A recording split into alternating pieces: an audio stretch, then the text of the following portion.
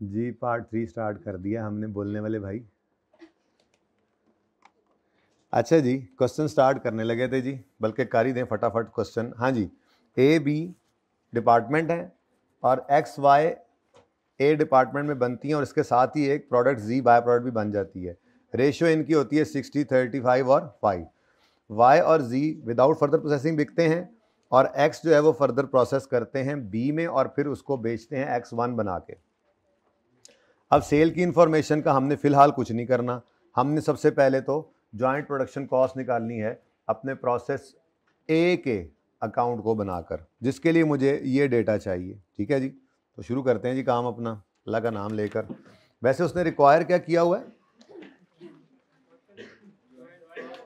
Joint cost calculate करनी है, ऐसे ही है, और फिर उसको अपोर्शन करना है। तो मेरा मशवरा तो ये है, जॉइंट कॉस्ट कैलकुलेट करनी है, वर्किंग 1 कह देंगे प्रोसेस ए के अकाउंट को, और फिर फर्दर और फिर उसको एलोकेट करना है तो NRV भी वर्किंग आगे कर लेंगे वर्किंग के अंदर। तो ऊपर जो है ना मेन, आप पहले सफ़े के ऊपर 2-3 आधा सफ़ा छोड़ दो, आधा सफ़ा छोड़कर आपने वर्किंग 1 करनी है।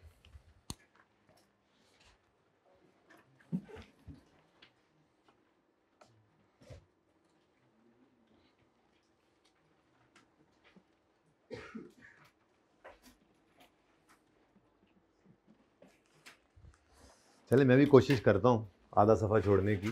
क्वेश्चन नंबर 9 है, ऑटम 24 का EL। ओके, 3 4 5 6 7। अब मसला ये है कि इतनी जगह पे मेरा प्रोसेस, चलो मुझे तो वैसे माफ़ी दे दिया करो कि जो मर्जी कर लें आप, चलो आधा सफ़ा छोड़ दिया हमने। ठीक है, और मैं यहाँ पे वर्किंग 1 कर रहा हूँ अपनी प्रोसेस ए का अकाउंट बनाए। अच्छा, प्रोसेस ए का अकाउंट मुकम्मल वाला बनाना है, यानी मुझे रुपीस भी चाहिए और मुझे अमाउंट भी चाहिए होगी। ठीक है यार, भाई उस्मान होता था, याद है भाई दोस्तों, फिर बैठा करता था, किधर गया पता नहीं, टुर गए यार मुफ्ता वाले, घर चला गया वो, मुझे यही लग रहा है। अच्छा जी, केजीज है, क्या है, केजीज हैं, ओके। और रुपीस इन 1000 लेंगे, क्या ख्याल है, रुपीस इन 1000 कर लेते हैं। ठीक है, तो केजीज और रुपीस इन 1000।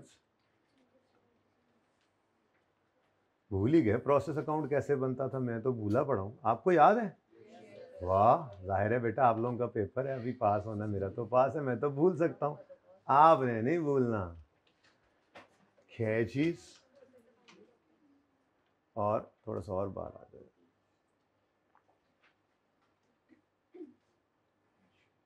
मैं क्या अद्धा घंटा ना लवा देना FY के सवाल थे, चलो कर रहा हूँ, ब्रेक में कर रहा था वो, फिर 15 मिनट ऊपर हो गए। गोली कराने के लिए सोल्यूशन भी तो होना चाहिए ना, ऐसे गोली होती नहीं अच्छी, ये कर लेना, ऐसे कर लेना, वैसे कर लेना, और फिर सोल्यूशन।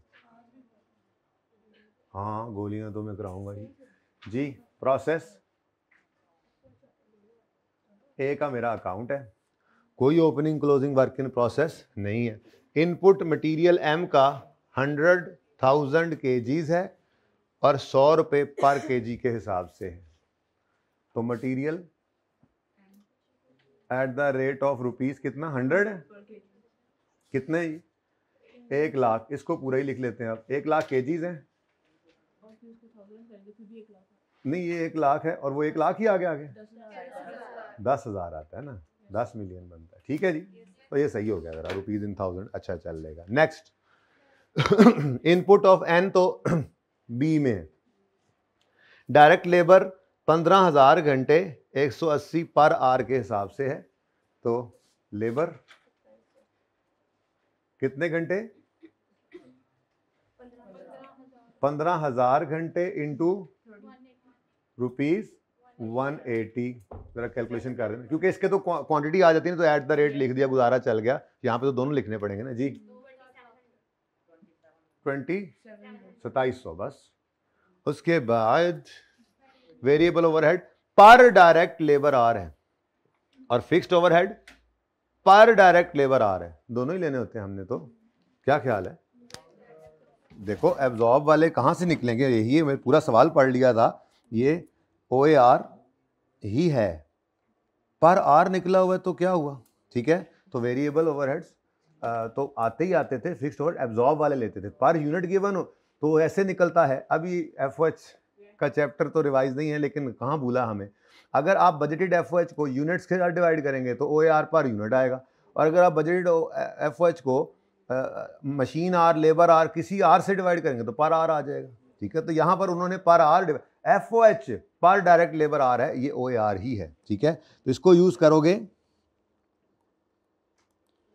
इसको यूज करके 15,000 से मल्टीप्लाई करोगे तो आपके पास क्या आएगा, एब्जॉर्ब्ड FOH ही आएंगे। तो फिलहाल तो वेरिएबल ओवरहेड लिखे, वेरिएबल ओवरहेड्स वही 15,000 घंटे इंटू रुपीज 150, अच्छा जी, 2250, ठीक है जी। और उसके बाद फिक्स्ड FOH, हाँ वो एब्जॉर्ब्ड ही होते हैं जब हमने रेट उठा लिया, 15,000 आवर्स हैं इंटू रुपीज 125 जी, 1875।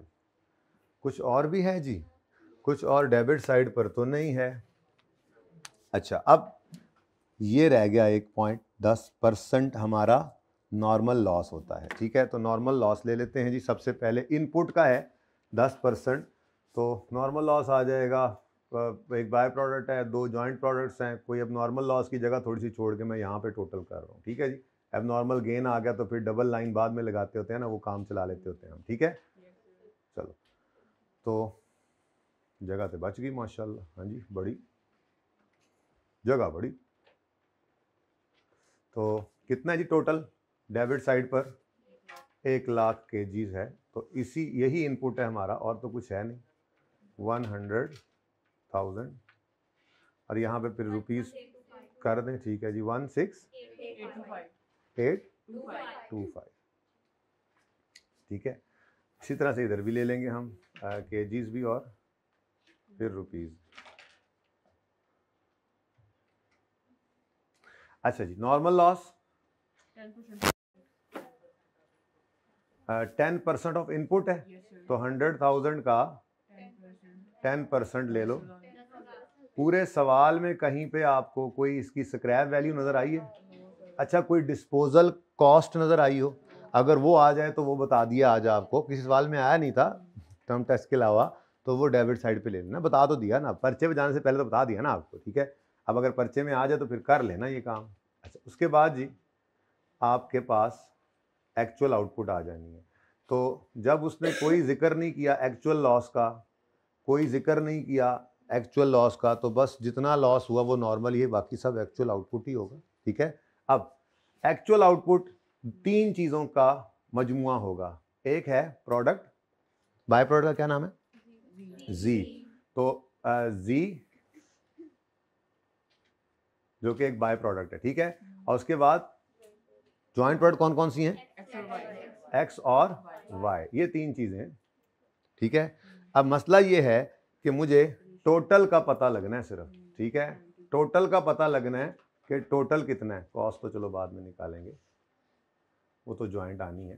तो यहाँ पर आप अगर चेक करें तो आपके पास बैलेंसिंग फिगर आ रही है कितनी, लाख में से 10,000 गया तो बाकी 90,000, ये आपका एक्चुअल आउटपुट है, ये एक्चुअल आउटपुट है। इसकी रेशो उसने बता दी, हाँ जी, कि 5%। मैंने बाय प्रोडक्ट को इसलिए ऊपर रखा है, वैसे मजे की बात है बाय प्रोडक्ट की भी नहीं है, बाय प्रोडक्ट की सेल वैल्यू है, तो बहरहाल बाय प्रोडक्ट को इसलिए मैंने ऊपर रख दिया कि नॉर्मल लॉस के साथ ही उसको रखते थे, और बाकी फिर अपनी तरतीब ना खराब हो सवाल की, ठीक है।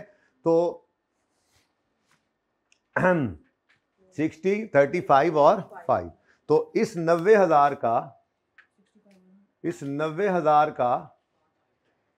5% लो, कितना आ गया, 4,500 kgs, और इसको हम लेंगे एट द रेट ऑफ ₹10 पर kg, ठीक है जी, क्योंकि ये इसकी सेल वैल्यू है, वो भी ले ही लो, हैं, ओनली 45। ये बात समझ आती है? अच्छा, बाकी 90,000 में से फिर एक्स और वाई बचते हैं, तो 90,000 का 60%। अब ये ना करना बचे हुए का 60-40 कर लो, तो 60-35 कर लो, फिर कभी भी बराबर नहीं होना ਤੁਹਾਡਾ, ठीक है जी। कितना 54,000 kgs और y जो है वो बैलेंस भी ले सकते थे, लेकिन चलो मैं लिखता जाता हूँ 90,000 का 35%,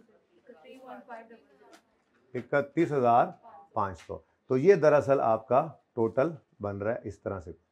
मैं यूं डिब्बा भी लगा देता हूँ कि एक्चुअल आउटपुट जो है वो 90,000 है, उसकी रेशो ये आपके सामने, ठीक है। तो अब इसका टोटल तो वही 1 लाख आ गया, और इधर कितना है जी 16,000। लो जी, ये तो बैलेंसिंग ना निकल आया, सुभान अल्लाह। कितना आता है जी? एक्स वाई की तो बेटा अभी ज्वाइंट है ना, इसकी तो कॉस्ट आ गई असल में। ये अब बल्कि यूं कर लेता हूं मैं, अगर आप इजाज़त दें तो थोड़ा सा एक स्टेप और आगे चला जाता हूं मैं। मतलब आपको मैं ज़रा यूं तोड़ के दिखाना चाह रहा हूं कि असल में ज्वाइंट कॉस्ट जो है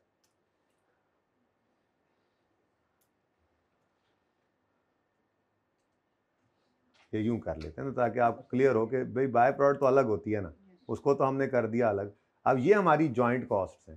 तो actual output balancing figure actual output की ये आई थी, जिसको फिर हमने टुकड़े करके इस तरह से लिख दिया। अब y x और y जो टोटल है ना, असल में करने की जरूरत नहीं थी ऐसे, लेकिन चलो बता दो कितना आता है। 85,500। असल में ये कुछ इस तरह से ब्रेकअप है कि 90,000 का 4500 तो बाय प्रोडक्ट हो गया, और 85,500 ये दो ज्वाइंट प्रोडक्ट्स हैं इस रेशो में। इनकी कॉमन कॉस्ट असल में अभी निकली है मेरे पास इस स्टेप में, और वो कितनी आती है 16,780। ये मैं इसके सामने जरा लिखना चाह रहा था, इसलिए मैंने ये इस तरह से लिखा, ठीक है। ये क्या आ गया हमारे पास, तो ये जनाब हमारी रिक्वायरमेंट भी पूरी हुई है अगर आप गौर फरमाएं तो, ठीक है। ये क्या निकल आया हमारे पास, ज्वाइंट कॉस्ट है ए और एक्स और वाई की। तो ज्वाइंट कॉस्ट मैंने निकाल ली वर्किंग 1 में, और ये आ गई है हमारे पास ₹16,780,000 लिखना पड़ेगा अब यहाँ पे तो, ठीक है जी। अब क्या करना है, इस ज्वाइंट कॉस्ट की एलोकेशन करनी है। तो allocation of joint cost,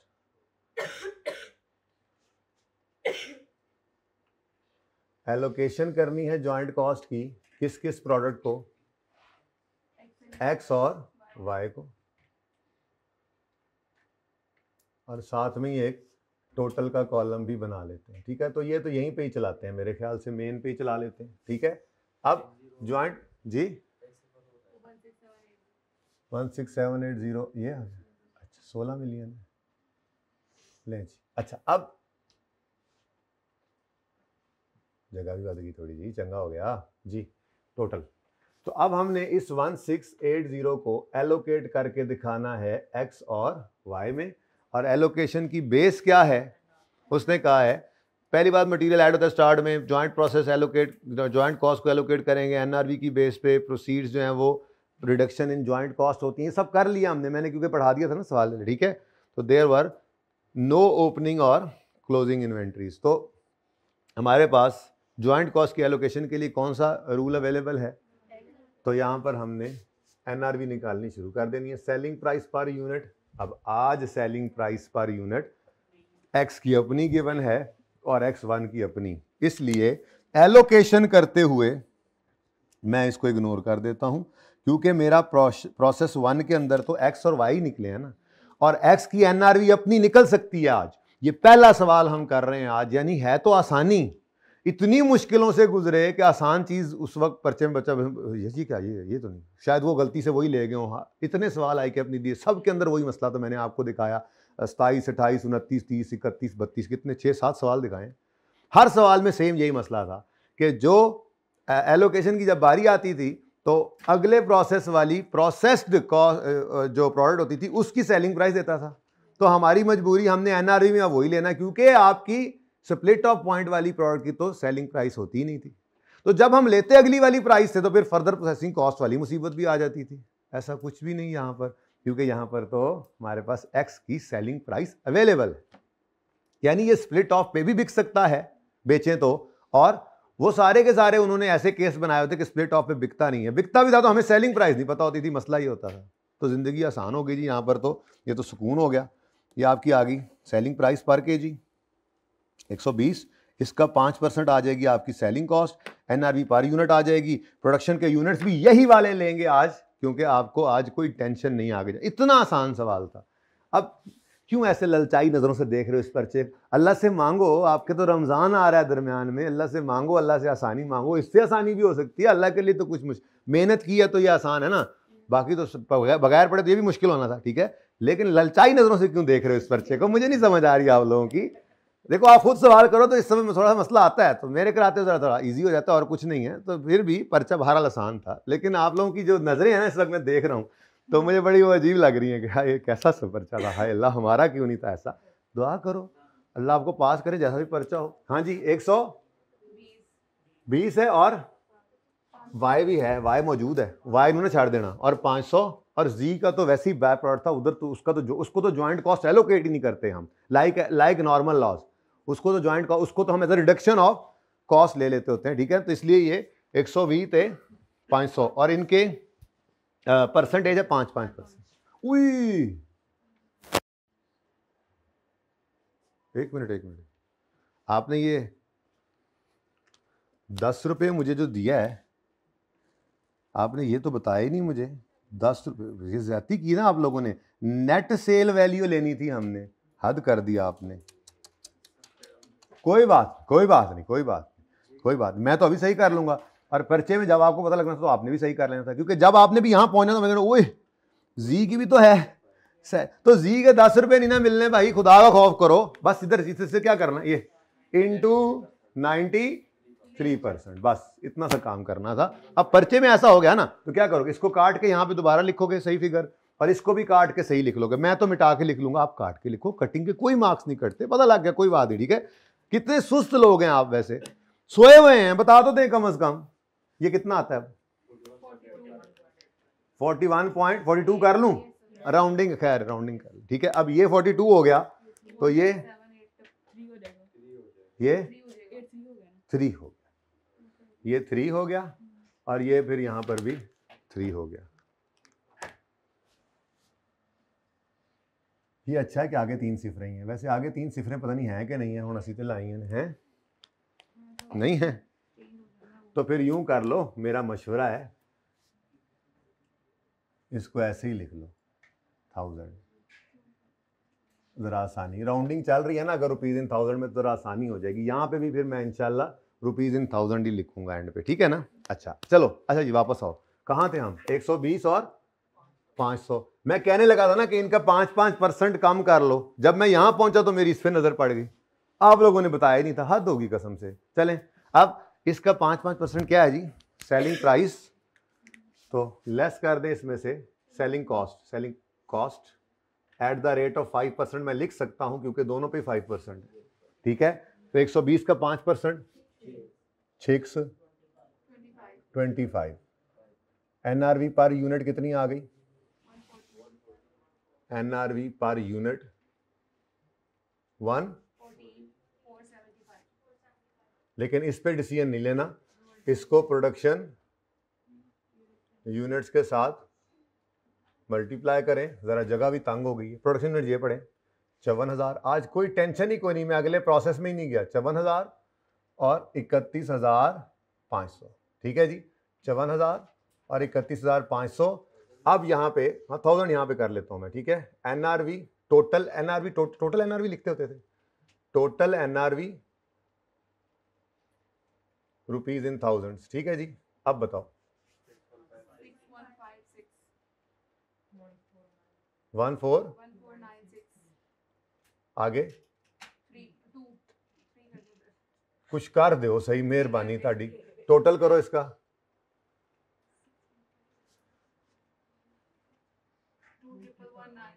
total rupees in thousand जी मैं बता रहा हूँ 2,119, ठीक है जी।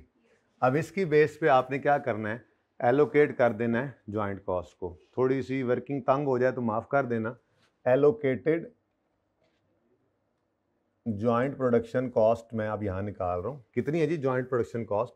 16,783 इंटू 6156 डिवाइडेड बाय 2,119 है। ये बात समझ आ रही है? ये तो बहुत आसान सवाल नहीं साबित हुआ। अच्छा, अभी तक वैसे ना असल में मसला ये होता है, हर पेपर ही ऐसा होता है, लेकिन उसमें ना एक दो सवाल बरकत के लिए होते हैं जो आपको 1.5 महीना दुआओं पे लगाई रखें।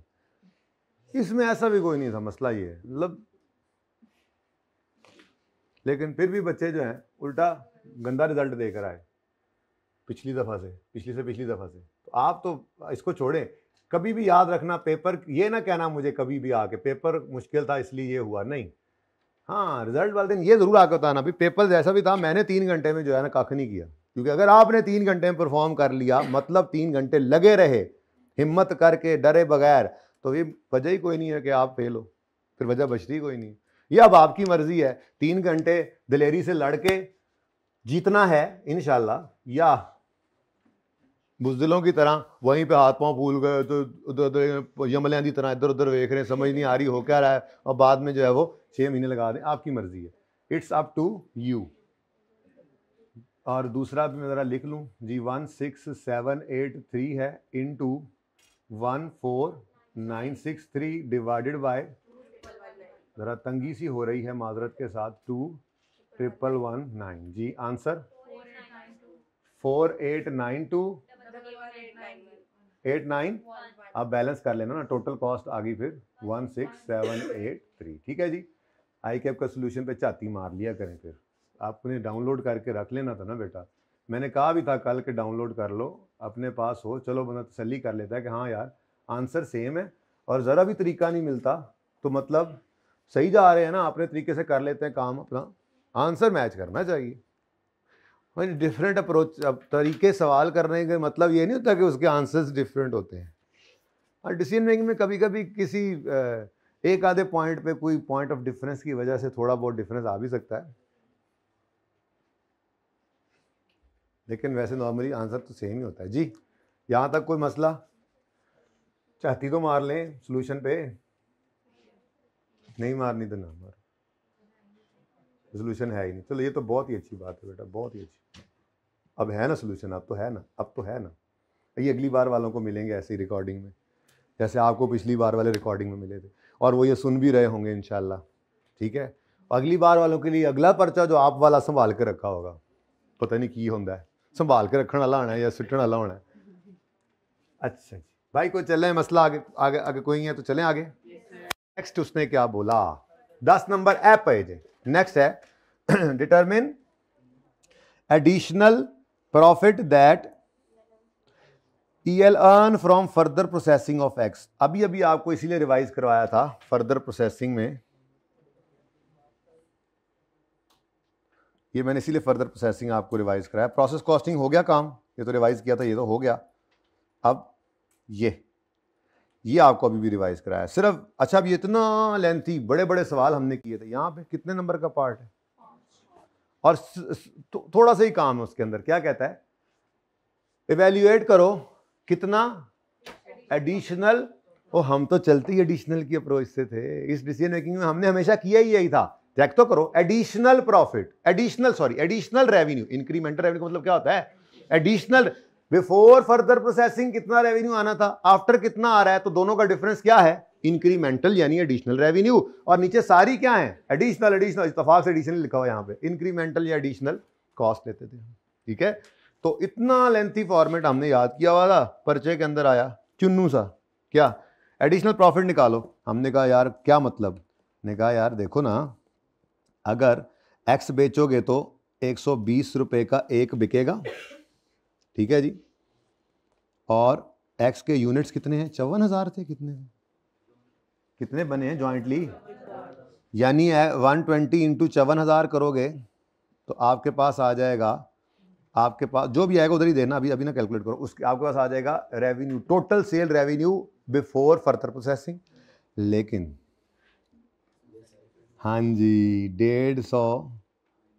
150 से को मल्टीप्लाई नहीं कर देना इस 54,000 से, क्योंकि अगले प्रोसेस में क्या आ रहा है, ये अभी इसीलिए रिवाइज भी करा दिया थोड़ा सा। हम तो फिर ये कर लेंगे ना, अगला प्रोसेस अकाउंट बना लेंगे, हमारी आदत है अगला प्रोसेस अकाउंट बना लेंगे। मुझे रुपीज़ में नहीं चाहिए वो, मुझे रुपीज़ में नहीं चाहिए वो, ठीक है, मुझे सिर्फ एडिशनल कॉस्ट चाहिए, लेकिन क्वांटिटी तो बना लेते हैं ना आपकी तसल्ली के लिए, वरना क्वांटिटी की भी जरूरत नहीं थी, आप एक लाइन में भी कर सकते थे, ठीक है, क्योंकि कुछ इनपुट भी हो रहा है और कुछ, तो भाई अगर नॉर्मल लॉस है और नॉर्मल लॉस है, चुप है तो एंड भी होता है।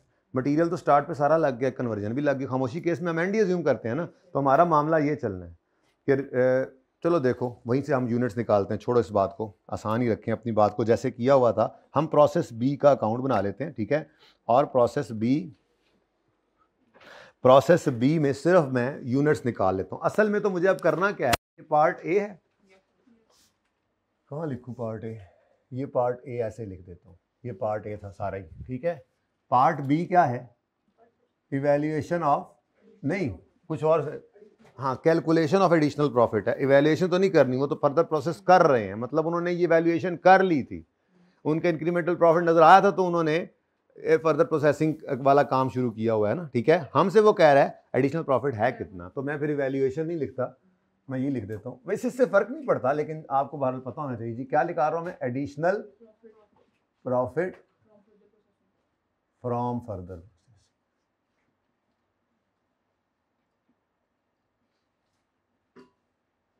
ये बस ऊपर हेडिंग ही मैंने चेंज की है, बाकी तो हम अपना वही तरीका रखेंगे जी, ठीक है। क्या, इंक्रीमेंटल रेवेन्यू निकालेंगे, इंक्रीमेंटल रेवेन्यू कैसे निकालेंगे जी, total sale revenue after further processing. अब इसमें ₹150 की सेलिंग प्राइस तो मेरे पास है, लेकिन क्या 54,000 यूनिट्स ही हैं जो बिकेंगे, नहीं। असल में ना अगले प्रोसेस के अंदर थोड़ा मसला क्या था, एक तो अगले प्रोसेस में कुछ क्वांटिटी मटेरियल की भी ऐड हो रही है और कुछ लॉस भी हो रहा है, तो एग्जैक्टली कितने यूनिट्स बन के निकल रहे हैं वो नहीं पता, तो वो हमारे लिए मसला को नहीं, हम प्रोसेस बी का अकाउंट बनाएंगे, 30 सेकंड के अंदर ये यूनिट्स निकलेंगे इंशाल्लाह। फिलहाल तो रुक जाओ, इसके लिए वर्किंग करता हूँ, लेकिन जो हो सकता है वो तो करो। बिफोर फर्दर प्रोसेसिंग 120 था ना, 120 और कितने यूनिट्स हैं, 54,000 यूनिट्स। वो लेस क्यों करने हैं, वो एडिशनल ले लेंगे,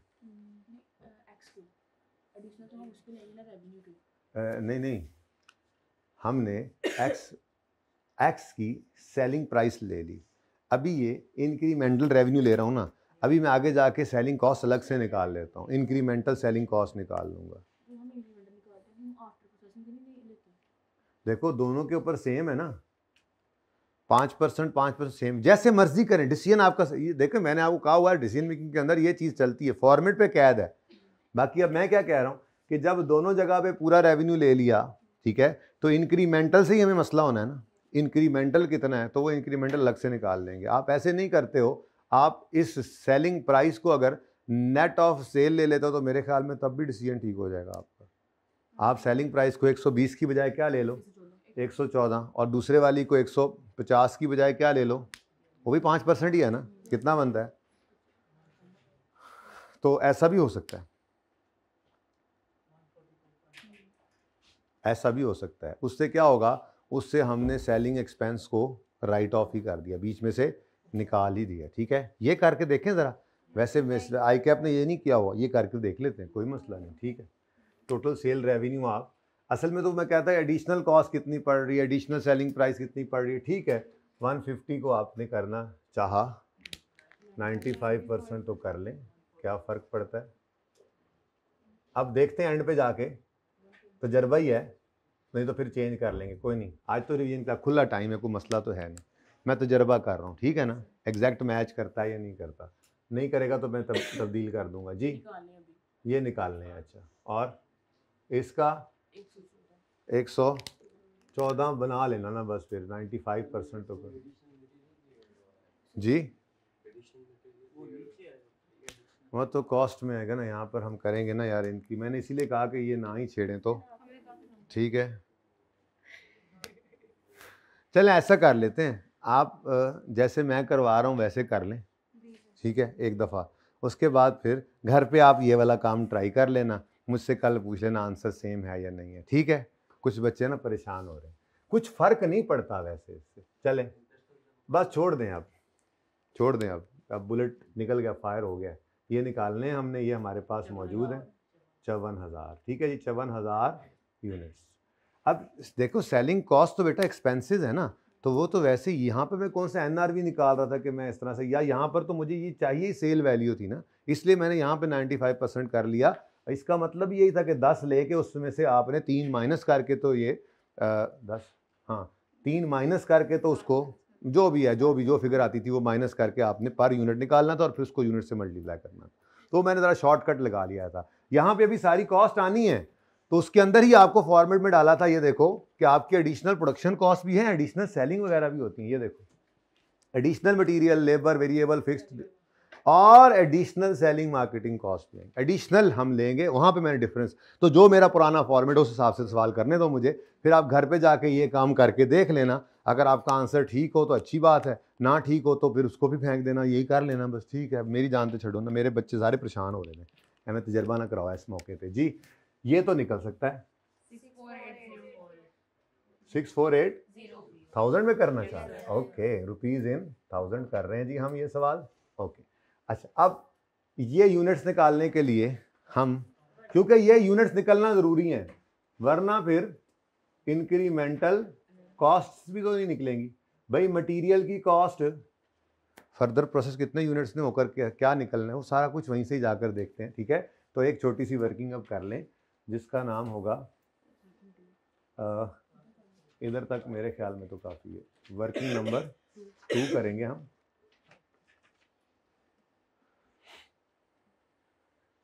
बल्कि थोड़ा इधर कर लेते हैं, छोटी वाली वर्किंग कर लेते हैं, ऊपर से पता नहीं कहाँ तक कोई और बात आप लोग छेड़ दें और आ जाए जी।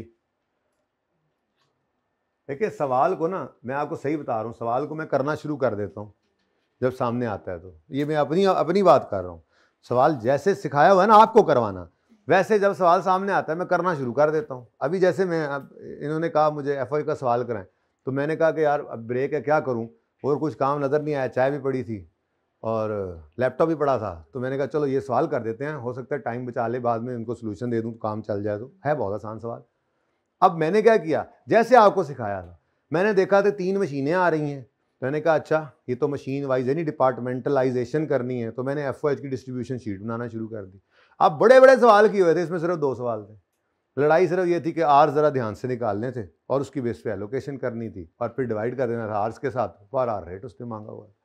तो जो भी सवाल ऐसे ही आता है, ये सवाल था, ये ऐसे ही करना शुरू किया, ठीक है, करना शुरू किया, करते गए होता चला जाता है, कभी भी तरतीब नहीं बदली, तो 90% सवाल तकरीबन हो ही जाता है। कोई गलती हो भी जाए तो खैर, इसी अप्रोच पे आपको भी डाला था।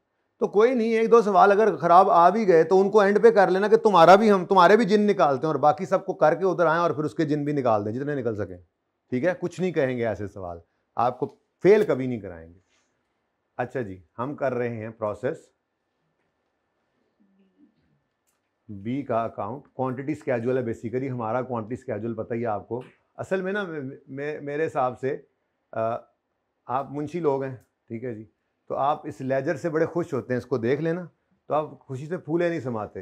तो कॉस्ट अकाउंटिंग में भी आपको जहाँ लेजर मिलते हैं ना, वहाँ पे आप बड़ी मौज करते हो। तो इसीलिए मैंने ना ये जो धोबी पटखा आपको मारा था ना प्रोसेस को, और प्रोसेस कॉस्टिंग मुश्किल टॉपिक है, लेकिन उसको जब हम लेजर में ले आए, मैं भी लेजर में करता, मैं भी तो फाजल मुंशी हो गया, वही था ना, ठीक है, तो मुझे भी यही अच्छा लगता है, ज़्यादा पसंद था, तो इसीलिए आपको भी ऐसे करवा दिया, तो सहूलत हो जाती है और तो कुछ नहीं है, ठीक है।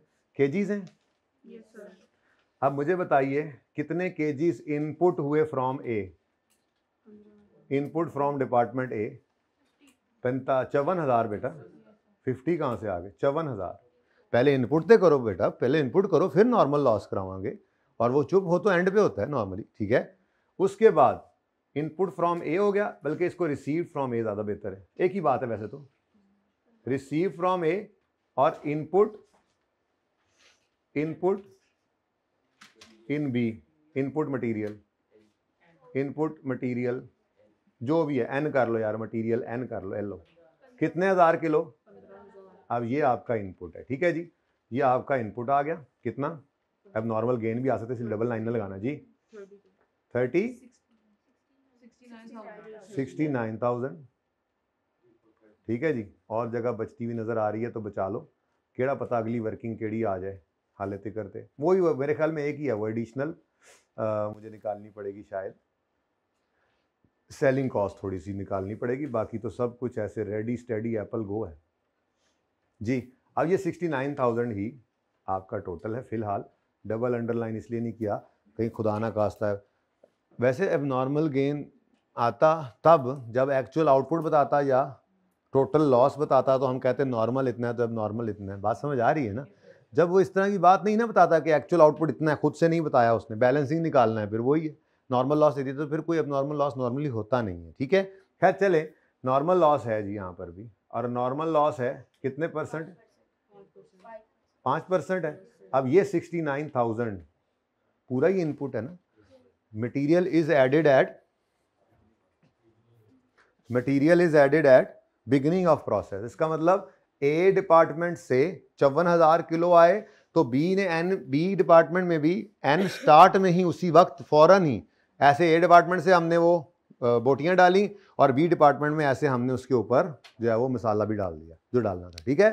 तो बिल्कुल स्टार्ट के अंदर ये दोनों ऐड हो गए, तो यही हमारा टोटल इनपुट था, इसी का ही कितने परसेंट लॉस हो जाता है, 5% है इसमें, डिपार्टमेंट बी का लॉस कितना है, 5%, 3450, तो फिर बाकी क्या है, एक्चुअल आउटपुट है, इसको मैं यूं कह दूं, क्या नाम है इसका, X1 आउटपुट है बैलेंसिंग 6550, ये वो यूनिट्स, 6550 ये यूनिट्स है। अब देखो ना, अगर X ही बेचते तो 54,000 बिकते और उसकी सेलिंग प्राइस के हिसाब से उसकी सेलिंग कॉस्ट आती, X1 करके बेच रहे हैं तो एक तो यूनिट्स बढ़ के 65,550 हो गए, और दूसरा इसमें 5% सेलिंग प्राइस भी ज़्यादा है, उसका 5% लगेगा तो वो भी अलग, तो इसलिए इंक्रीमेंटल सेलिंग कॉस्ट आएगी इंशाल्लाह, पर वो बारी आने पर, ठीक है। तो ये मैंने सिर्फ जो है ना, मुझे ज़रूरत नहीं थी इसकी, लेकिन आप ऐसे ना बनाया करें, मुझे तो नज़र आ रहा था मुझे ज़रूरत नहीं है, आप प्रोसेस अकाउंट खुला ही बनाया करें, केजीज लिख लिया, उसके बाद में ज़रूरत पड़ने पर आप उसको रुपीज़ में यूज़ कर सकते हैं, ना पड़े तो खाली छोड़ दें, वर्किंग है आपकी, यूनिट्स तो बने ही पड़े वहाँ, ठीक है। अच्छा जी, अब इंक्रीमेंटल रेवेन्यू निकल सकता है, इंक्रीमेंटल रेवेन्यू में कोई मसला नहीं है। अब इंक्रीमेंटल रेवेन्यू तो पहले निकालें ना, फिर आगे चलते हैं। इंक्रीमेंटल रेवेन्यू ये डबल अंडरलाइन कर दिया मैंने, बस ये कहानी ख़त्म हो गई है, कोई अब नॉर्मल गेन नहीं है, कोई अब नॉर्मल लॉस नहीं है। तो इंक्रीमेंटल 65,550 यूनिट्स है। मैं वर्किंग 2 लिख लूँ ज़रा एक दफ़ा, हाँ 9898 जी, अच्छा जी 98। अब आप अगर इसको माइनस कर देंगे इसमें से तो आपका इंक्रीमेंटल रेवेन्यू आ जाएगा कितना, 33, ठीक है बच्चों। अब आपने अगला काम क्या करना है, इंक्रीमेंटल कॉस्ट निकाल लेनी है, वो इसमें से माइनस कर देंगे तो इंशाल्लाह आपको इंक्रीमेंटल प्रॉफिट, एडिशनल प्रॉफिट नज़र आएगा। होगा तभी तो प्रोसेस कर रहे हैं वो डिसीजन मेकिंग उसने ये नहीं कराई कि बताओ जी कि कितना, जैसे मैंने आपको कहा था ना कि ये डिसीजन मेकिंग हो चुकी होती है कि फर्दर प्रोसेस करें या ना करें इस टॉपिक के अंदर ना, तो उसने बस थोड़ा सा ये कर लिया कि आपसे काम वही करवा लिया, तो मैंने फॉर्मेट ही वही बना दिया। हम इसी फॉर्मेट के अंदर एडिशनल रेवेन्यू आता था तो कहते थे कर लो फर्दर प्रोसेस, वो उसने यही मांग लिया तो हमारा फॉर्मेट भी नहीं बदला, ठीक है। तो इंक्रीमेंटल कॉस्ट्स में आपने शुरू कर देनी है, सीधी सीधी कॉस्ट्स हैं, सीधी सीधी कॉस्ट्स हैं, ठीक है। मटेरियल ये नज़र आ रहा है, ये इसलिए बनाया है, मटेरियल ए की कॉस्ट पहले से ही पता है आपको, एलोकेटेड कॉस्ट कितनी, 489, एक्स की सॉरी एक्स की कॉस्ट 489 और वाई की कॉस्ट 15,000 इंटू कितने गया, 15,000 इंटू, अब ये प्रोसेस बी चल रहा है, ठीक है, तो ये 15,000 इंटू 30 कर दो, तो एडिशनल मटेरियल कॉस्ट आ गई 15,000 की। हाँ एडिशनल तो यही है, क्योंकि मैंने आपको कहा था कि जब ये हमारा डिपार्टमेंट ए है ना, हाँ वो करने दो ना, मुझे लिखने तो दो। डिपार्टमेंट ए से चीज़ें चलकर आईं और यहाँ पर एक्स बना, वाई बना, जी बना, ये तो यहीं बेच दिए। अब इसको हमने किया फर्दर प्रोसेस, ठीक है, ये फर्दर प्रोसेस हुआ इन डिपार्टमेंट बी। अब यहां पर स्प्लिट ऑफ पॉइंट पर एक्स की कॉस्ट कितनी निकाली है आपने पिछले पार्ट में? 4892 और वाई की 11 अब 8, खैर है वो मैंने काटना ही है। अब चूंकि आप तो ये बात कर रहे हैं कि फर्दर प्रोसेसिंग का एडिशनल प्रॉफिट कितना है, तो सिर्फ एडिशनल कॉस्ट लें और एडिशनल रेवेन्यू लें। रेवेन्यू तो हमने एडिशनल ले ही लिया था, कॉस्ट भी क्या करनी है, एडिशनल लेनी है। ये कॉस्ट आपकी संक कॉस्ट है, इसीलिए आपको फॉर्मेट रिवाइज कराया था कि एडिशनल मटेरियल कॉस्ट लेंगे हम, एडिशनल लेबर कॉस्ट लेंगे, इधर देखो, एडिशनल लेबर कॉस्ट लेंगे हम, एडिशनल ओवरहेड्स लेंगे हम, वेरिएबल हो चाहे फिक्स्ड हो, ठीक है। और उसके बाद फिर एक पॉइंट रह जाएगा एडिशनल सेलिंग कॉस्ट का, शायद वो डायरेक्ट ना निकल सके तो वो निकाल लेंगे। तो एडिशनल मटेरियल कॉस्ट कितना इंपॉर्टेंट होता है ना, एक छोटा सा लफ्ज भी जो फॉर्मेट में हम यूज किया करते थे, एडिशनल या incremental, additional cost, additional material, additional labour, additional overheads, तब एडिशनल प्रॉफिट आएगा। वो जो पहले डिसीजन मेकिंग करने के लिए यूज करते थे, आज उसने वही मांग लिया रिक्वायरमेंट के तौर पे। एडिशनल मटेरियल कॉस्ट 15,000 केजीज हैं,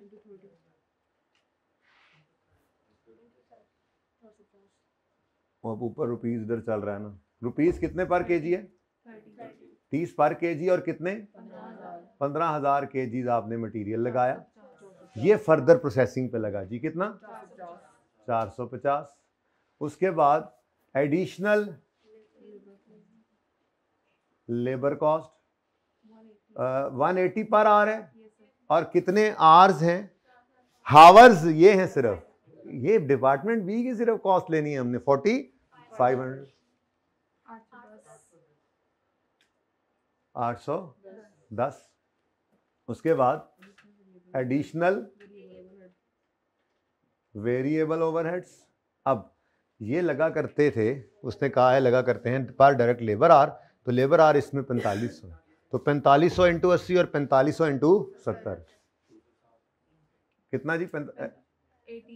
80 इंटू 4500 लेबर आर 367 भी बोला किसी ने, अच्छा 360, और एडिशनल एडिशनल एडिशनल एडिशनल, ये भी एडिशनल था, एडिशनल रेवेन्यू था असल में, एडिशनल फिक्स्ड ओवरहेड्स ₹70 इंटू 315। अब बस एक चीज रह गई है, हाँ वो भी एडिशनल लेनी है। अब एडिशनल ले लेंगे ना, क्योंकि हमें वो उस जो पहले चल रहा था वो तो चल ही रहा था, 4500 जो बिकने थे उनकी कॉस्ट तो आनी ही थी। असल में तो जो अब 64-65 कितने जो भी हैं वो बिके हैं, उन पे जो कॉस्ट आई है, तो इन दोनों का डिफरेंस है हमारे पास, तो वो भी मैंने इसी लफ्ज क्या वहां पर भी लिखा था फॉर्मेट में भी जब आपको पढ़ाया था, तो additional selling expenses, selling cost या सेलिंग एक्सपेंसेस। इसके लिए अब छोटी सी वर्किंग मैं करवा देता हूं आपको, तो जरा सोच तो करें ना, एडिशनल सेलिंग एक्सपेंस कैसे निकलेगा, जरा सोच तो करें ना। अच्छा सोच तो कर लेने दे मेरे जैसों को। तो क्या ख्याल है जी, पेपर ये पास होने वाला है? लोगों ने क्यों डराया हुआ है? क्योंकि लोगों ने खुद पढ़ना होता कोई नहीं है। मैंने आपको हमेशा कहा है कि आपने जब भी मिलना है पास होने वाले सीनियर्स से मिलना, ये फेल होने वाले सीनियर्स से ना मिला करो।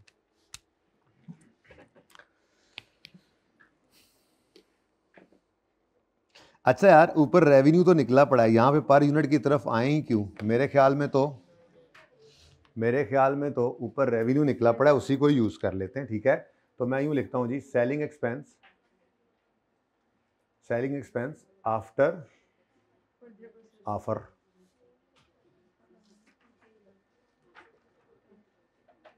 आफ्टर फर्दर प्रोसेसिंग जो है वो आप 9833 का 5 उससे देखो सेलिंग प्राइस के 5% लेना है ना। नहीं दिल मान रहा तो कोई बात नहीं, लिखो 65,550 इंटू कितना सी 150 इंटू 95 गल तो उत्थे ही आ जानी। ठीक है आंसर 492। वहाँ ब्रैकेट में हो सकता था, मैंने कहा जरा अलग कर लूँ जरा। ठीक है रुपीज इन 1000 चल रहा है। और selling expense before further processing, तो बिफोर फर्दर प्रोसेसिंग का रेवेन्यू निकला पड़ा। अब ज़्यादा सोच क्या करनी।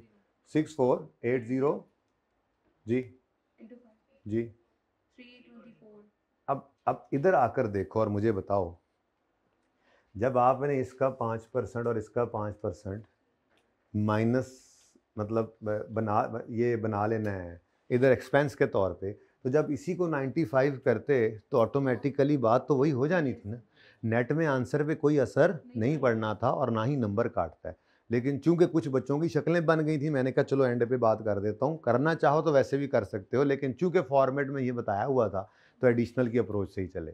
ठीक है चलता वैसे भी वही काम वही होना था। देख लो वही, इसीलिए मैंने ये फिगर उठाई है ताकि वहां से आपको बता सकूं कि वो 100 ले लिया और फिर ये दोनों 100 लेकर इनका डिफरेंस लिया और इनके 5% का डिफरेंस अलग लेके एक्सपेंस बना लिया। और अगर वहीं पर ही इनको हम 95 कर देते तो वहीं पर ही ये नेट हो जाना था। घर करके देख लेना अगर दिल करे तो, मुझे एडिशनल बता दो बस। ये एक स्टेप बच जाना था यहाँ पे 168। जो 168 है आपका एडिशनल सेलिंग एक्सपेंस। अब ये वर्किंग आपको करनी पड़ी ना जी, वो नहीं करनी पड़नी थी। 168 ठीक है। अब ये आपकी टोटल कॉस्ट्स हैं, तो मैं तो कहता हूँ जगह तंग है तो यहीं पे ब्रैकेट लगा दो। टोटल अब क्या करना, incremental revenue minus incremental cost सारी माइनस कर दें जी। 1250 ये 1250 क्या आ गया आपके पास। हाँ अब इसने डिसीजन कोई नहीं मांगा कि आपको ये होगा और वो होगा, ये वो उसने कर लिया हुआ। तो उसने तो बस ये कहा कि मुझे ज़रा बता दो कि एडिशनल रेवेन्यू एडिशनल प्रॉफिट है कितना, फर्दर प्रोसेसिंग जो ये कर रहे हैं ज़रा बताओ ना। डिसीजन तो उन्होंने लेकर ही शुरू की होगी ना बेटा फर्दर प्रोसेसिंग। क्या ख्याल है। ठीक है तो ये हमारे पास आ गया एडिशनल प्रॉफिट। मुश्किल नहीं था, बहुत आसान था। इसको अगर आप इधर यूज करें तो एक स्टेप और कम हो जाना था। 5 मिनट का सवाल था जी। बेटा जो तजर्बा है घर पे कर लेना, मुझे कल बता देना, कोई मसला तो नहीं है। तो फिर कुछ गलत होगा। आप देखो मैंने जो कहा वो करके देखो। प्रॉफिट यूनिट्स को आप कर रहे हो। नहीं ना बेटा एडिशनल नहीं ना बेटा, देखो दोनों की सेलिंग प्राइसेस डिफरेंट है ना, तो उसके हिसाब से उनका 5% डिफरेंट है। आप एडिशनल यूनिट्स लेकर सिर्फ कौन सी वाली सेलिंग प्राइस ले रही हैं आप, तो फिर ये तो बात कोई ना हुई। ठीक है कॉस्ट पकड़े, कॉस्ट ये कॉस्ट है आफ्टर फर्दर प्रोसेसिंग टोटल, इसका 5% सेलिंग एक्सपेंस है और ये बिफोर है, क्योंकि इनमें सेलिंग प्राइसेस डिफरेंट है ना, तो वो नहीं कर सकते आप। तजर्बे घर करें, मुझसे कल पूछिएगा। मैं ये सिर्फ कह रहा हूं कि इसको सिर्फ आपने यहाँ पर सिर्फ इसको यहाँ पर आपने इस कॉस्ट को एंड पे 95% कर दिया होता तब भी आपका काम चल जाना था। ठीक है क्योंकि यहाँ पे भी डिफरेंस वही आ जाना था। चलें कैसा जा रहा है जी आपका ये सेशन। अगर 2 दिन में पूरा ना हो, तेजी करने की जरूरत है, कल या परसों पे चला जाए तो खैर है। नहीं मेरी कोशिश तो है आज मुक जाए, पर की करिए मुक्के ता ना। अच्छा चलें जी अब ऐसा करें ज़रा डिसीजन मेकिंग मैं रिवाइज करता हूँ, बाकी जो रह गई है फटाफट। ठीक है और उसके बाद ये सवाल आपने फिर अब होमवर्क में करना है, क्योंकि आपका होमवर्क मैंने करा दिया। असल में कल क्लास एकदम से ऊपर आई थी ना, ये फिर मैं आपको इसका सोल्यूशन, मेरे पास सोल्यूशन मौजूद है, उसकी पिक्चर अगर आप लेना चाहेंगे तो मैं तो कहता हूँ आपको भेज ही दूंगा। फिर मैं ये कल क्विकली करा भी दूंगा आधे घंटे में, लेकिन पहले ये आपने करके आना है। ठीक है ये है मार्जिनल एब्जॉर्प्शन का, इसलिए पहले आपसे करवा रहा हूँ कि देखो कभी ये तो नहीं कह सकते हम कि अब ये चीज़ नहीं आएगी, वो यही देख रहा होता है कि बच्चे को क्या लग रहा है। लेकिन मार्जिनल एब्जॉर्प्शन थोड़ा कम इम्पोर्टेंट हो गया ना, लेकिन करना तो है। उसके बाद ये मैं कल टारगेट कॉस्टिंग का सवाल कराऊंगा, EOQ तो ऐसे ही होने वाला सवाल है, ये अभी करवा देता हूँ फिर छुट्टी देता हूँ। ठीक है ना, तो पहले रिवीजन करते हैं अब, क्योंकि अब ये सवाल हो गया ना, मैंने सॉल्व कर दिया तो जल्दी में भी हुआ तो मेरे पास सोल्यूशन है, फिर मैं आपको सोल्यूशन दे दूंगा। ठीक है अच्छा जी आ जाए जी ज़रा। इस वक्त तक हम 9वां, 8वां और 5वां सवाल कर चुके हैं। पहला भी इंशाल्लाह हो जाएगा, 7वां भी समझो हुआ ही हुआ है। आपको सवाल देख के घबराना नहीं है, बस आप सवाल को अल्लाह का नाम लेके करना शुरू करोगे, आई बेट 90% तक सही हो जाएगा। इतना आसान सवाल है, इसमें ज़्यादा मसाइल नहीं है। ओके, ज़्यादा मसाइल नहीं है, बस आपकी बेस स्ट्रॉन्ग है तो। और मार्जिनल अब्जॉर्प्शन की बेस अब क्या और स्ट्रॉन्ग करें, ठीक है। मैं आपको फॉर्मेट एक नज़र दिखा भी दूंगा। बस फिलहाल ज़रा आ जाएँ बकाया की डिसीजन मेकिंग थोड़ी सी ऐसी रिवाइज़ कर लें। अब इसका सवाल तो है नहीं, इसका सवाल अब कहाँ से करेंगे जी? इसका सवाल आपको रिवीजन प्लान में जो गिवन है, आपने किए हुए सवाल हैं वही करने हैं। देखें ना, अभी दो चीज़ें आपके सामने आई हैं, एक लिमिटिंग फैक्टर है और दूसरा कि फर्दर प्रोसेसिंग था। तो जिस लेवल के सवाल आपने और जिस लेवल तक चीज़ों को आपने किया हुआ है बेटा, उससे तो कम ही लेवल पे चीज़ें ऑपरेट हो रही होती हैं। सारी चीज़ें आपने लिखी हुई होती हैं, की हुई होती हैं, क्योंकि टॉपिक तैयार करते हैं तो हम हर चीज़ को हर एंगल से देखने की कोशिश करते हैं। तो कोशिश ये होती है 70-80% तक, मैं इसलिए 100 बोलता नहीं होता, कि वो एडजस्टमेंट सारी कवर हो जाएं। तो उन्हीं में से ही पर्चा आता है, तो पर्चे में आपने 70% तक सही करना होता है सवाल, बस ठीक है। तो मेक और बाय डिसीजन आ जाए, जरा वापस आए, मेक और बाय आ जाए। अब दो हो गए, एक लिमिटिंग फैक्टर, तो इतनी सी डिसीजन मेकिंग है, इसको ऐसे ही करना है आपने मुट्ठी के अंदर। बाकी क्या सवाल आज समझ ना आ रहा हो तो जो समझ आए वो करना है, क्योंकि डिसीजन मेकिंग में ये समझ नहीं आ रही ना करना क्या है, सवाल में मांगा क्या, ये क्या होना है, तो फिर भी उसके अंदर आपको मटेरियल, लेबर, ओवरहेड वाले काम आपके होते चले जाएंगे।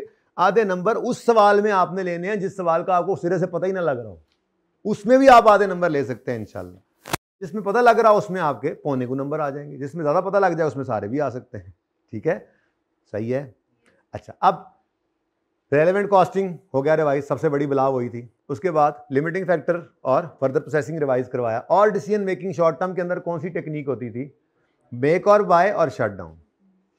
अब मेक और बाय में मेकें या बाएं? बोलें नहीं, मेकें कब मेकें और कब मेकें ना बाय कर लें, इसको हम डिसाइड करते थे इस बेस पर कि हम यूं कहते थे कि saving by not purchasing, I think ऐसे था, मुझे अब याद नहीं है, मैंने भी देखा नहीं है, ठीक है, सच्ची पूछो तो बहरहाल मैं अब जेन पे जोर दे रहा हूँ, क्योंकि मैंने तो अभी देखना रिवीजन ही तो मैं ही करवा रहा हूँ ना आपको, आपने भी रिवीजन करनी है, आपने पेपर से पहले भी करनी है, ये एक हैंड आउट इसीलिए तो बना रहा हूँ। तो मेक और बाय के अंदर हम क्या कहते थे? हम कहते थे कि जी अगर हम इसको प्रोड्यूस करें ना, खुद बाय ना करें, प्रोड्यूस करें, ठीक है, बल्कि प्रोड्यूस ना करें, मेक और बाय प्रोड्यूस ना करें तो हमें ये सेविंग मिलेगी, हमारी मटेरियल कॉस्ट। किसी भी तरतीब से सवाल हो सकता है बेटा, ये तो 7600 तरतीबें होती हैं, हमने एक बनाई बस उसी पे ही रहे, ठीक है ना। जैसे अभी भी सवाल के अंदर उसने मांगा प्रॉफिट, वही हमारा काम भी वैसे ही चल गया, हमने तो फॉर्मेट भी नहीं बदला। तो हम ये कहते होते थे, जहां तक मुझे याद पड़ता है, अभी मैंने भी अपने दिमाग पे जरा जोर दिया तो मुझे याद आया, आपको तो माशाल्लाह आपको तो पेपर पास होने, अभी आपको तो याद होगा वैसे ही, कि अगर हम इसको ना बनाएं तो हमें मटेरियल सेविंग मिलेगी, लेबर कॉस्ट की सेविंग मिलेगी, ओवरहेड्स की सेविंग मिलेगी, एट्रीब्यूटेबल फिक्स्ड ओवरहेड्स की सेविंग भी मिल जाती थी। और अगर हम ये करते हैं, ये सेविंग तो हमें मिल गई, खुद बनाते नहीं हैं तो प्रोडक्शन कॉस्ट वगैरह की सेविंग तो मिल गई, लेकिन बाहर से खरीदना नहीं पड़ेगा। जब खरीदेंगे तो परचेज कॉस्ट तो आएगी ना, तो वो परचेज कॉस्ट रेलेवेंट है आपके लिए, ठीक है। तो उस क्या इशू कॉस्ट कितों आ गई, शेयर्स इशू कर रहे हो, हाँ, कंट्रीब्यूशन, हाँ, सब कुछ ही देख लेंगे ना, वो जो रेलेवेंट हो जाए आपके लिए, ठीक है। तो भाई मेक और बाय के अंदर जहाँ तक मुझे अभी देखते हैं, अभी फिंगर्स क्रॉस्ड, अभी जाते हैं फॉर्मेट पे, जहाँ तक मुझे याद पड़ता है हम ऐसे करते थे, हम कहते थे अगर हम खुद ना बनाएं, आउटसोर्सिंग डिसीजन इसको कहते हैं ना, कि आउटसोर्स कर दो, इससे याद रख लो, आउटसोर्सिंग डिसीजन, आउटसोर्स कर दें। तो जैसे उसके पार्ट बी में उसने यही कहा हुआ था, पार्ट बी में मांगा हुआ था ना पिछले सवाल के, उसने डिसीजन मेकिंग में से थ्योरी पूछी थी मेक और बाय की। मेक और बाय बेसिकली आउटसोर्सिंग को कहते हैं। तो आउटसोर्सिंग करें या ना करें, तो भाई आउटसोर्सिंग करेंगे तो प्रोडक्शन कॉस्ट की सेविंग मिलेगी, लेकिन दूसरी तरफ परचेज कॉस्ट तो पड़ेगी ना, तो दोनों को कंपेयर करके देख लेंगे। अगर आउटसोर्सिंग करने से परचेज कॉस्ट कम आती है और प्रोडक्शन की कॉस्ट ज़्यादा सेव होती है, तो इंक्रीमेंटल या एडिशनल सेविंग आ गई, हम कहेंगे कर दो आउटसोर्स। लेकिन फिर कुछ अदर फैक्टर्स भी ध्यान में रखने हैं, जो अभी आपने नजर मारे थे, जो थ्योरी में आपने नहीं पढ़ने, क़यामत तक नहीं पढ़ने आपने, वो वाले वो जो थ्योरी में लिखे हुए हैं, क़यामत के दूसरे दिन पढ़ेंगे हम जाके। हाँ, पढ़ लो ना, वो थ्योरी थोड़ी थोड़ी थ्योरी हर चैप्टर के अंदर, वो भी पढ़ने से ज्यादा पता नहीं क्या भागे हुए हैं। तो उसके अंदर वो नॉन फाइनेंशियल फैक्टर है जब आउटसोर्स कर दो। और अगर आपको प्रोडक्शन कॉस्ट की सेविंग आ रही है कम, लेट से 100 रुपए, और परचेज करके वही चीज 110 में पड़ती है, तो आप कहोगे परचेज क्यों करना, खुद ही प्रोड्यूस करेंगे, फिर आउटसोर्स नहीं कर रहे, तो अदर फैक्टर्स की कोई बात भी नहीं। ओ पप्पू पास हो गया। इवैल्यूएशन ऑफ आउटसोर्सिंग डिसीजन में रेलेवेंट कॉस्ट सेविंग या रेलेवेंट बेनिफिट क्या? Saving in material cost, saving in labour cost, saving in variable overhead cost, saving in attributable fixed overhead. एक फिक्स्ड ओवरहेड वो होते हैं जो होने ही होने हैं, ठीक है। मिसाल के तौर पे हम A B C D 4 products बना रहे हैं, हम कहते हैं जी बी को आउटसोर्स कर दें, तो बी को आउटसोर्स कर भी दें तो हमारी फैक्ट्री किराए पे है, तो वो किराया तो उतना ही रहना है, तो वो फिर कोई जरूरत नहीं है उसको यहाँ पे लेने की। हाँ, ऐसा हो सकता है कि बी को आउटसोर्स करेंगे तो बी के लिए एक गोदाम किराए पे लिया हुआ था, वो किराया बच जाएगा। ये इंक्रीमेंटल या ये एट्रीब्यूटेबल फिक्स कॉस्ट है, इसको हम क्या कहेंगे कि ये हमारे लिए रेलेवेंट है, ठीक है। तो बहरहाल saving in material cost, saving, भाई सीएमए पढ़ने आए हो या R1? आपको मैसेज नहीं आया था फिर? हाँ चलो कोई नहीं, थोड़ा बहुत बंदा लेट हो ही जाता है, खैर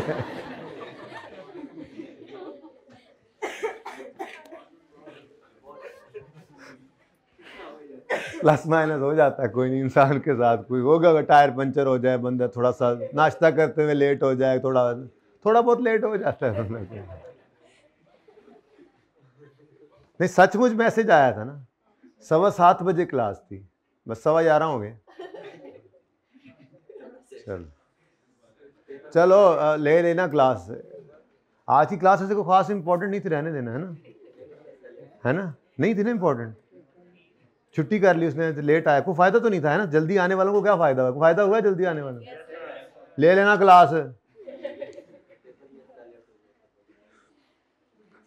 saving in material cost, saving in labour cost, saving in over cost, saving attributable fixed overheads, rental income of factory, saving in rental income of factory आएगी ना यहाँ पे, सेविंग इन लिखा नहीं हुआ ना मैंने, रेंटल इनकम ऑफ फैक्ट्री मतलब सेविंग नहीं है ना, असल में आपने बेसिकली ये मैं product A B C D बना रहा हूँ ना, तो मेरी 4 फैक्ट्रियाँ लगी हुई हैं, ठीक है। तो बी वाली फैक्ट्री मैं इस भाई को किराए पे दे दूंगा, इसने जो है ना अपने काम के लिए वो यूज़ करनी है, तो मैं इससे किराया लेने लग जाऊँगा।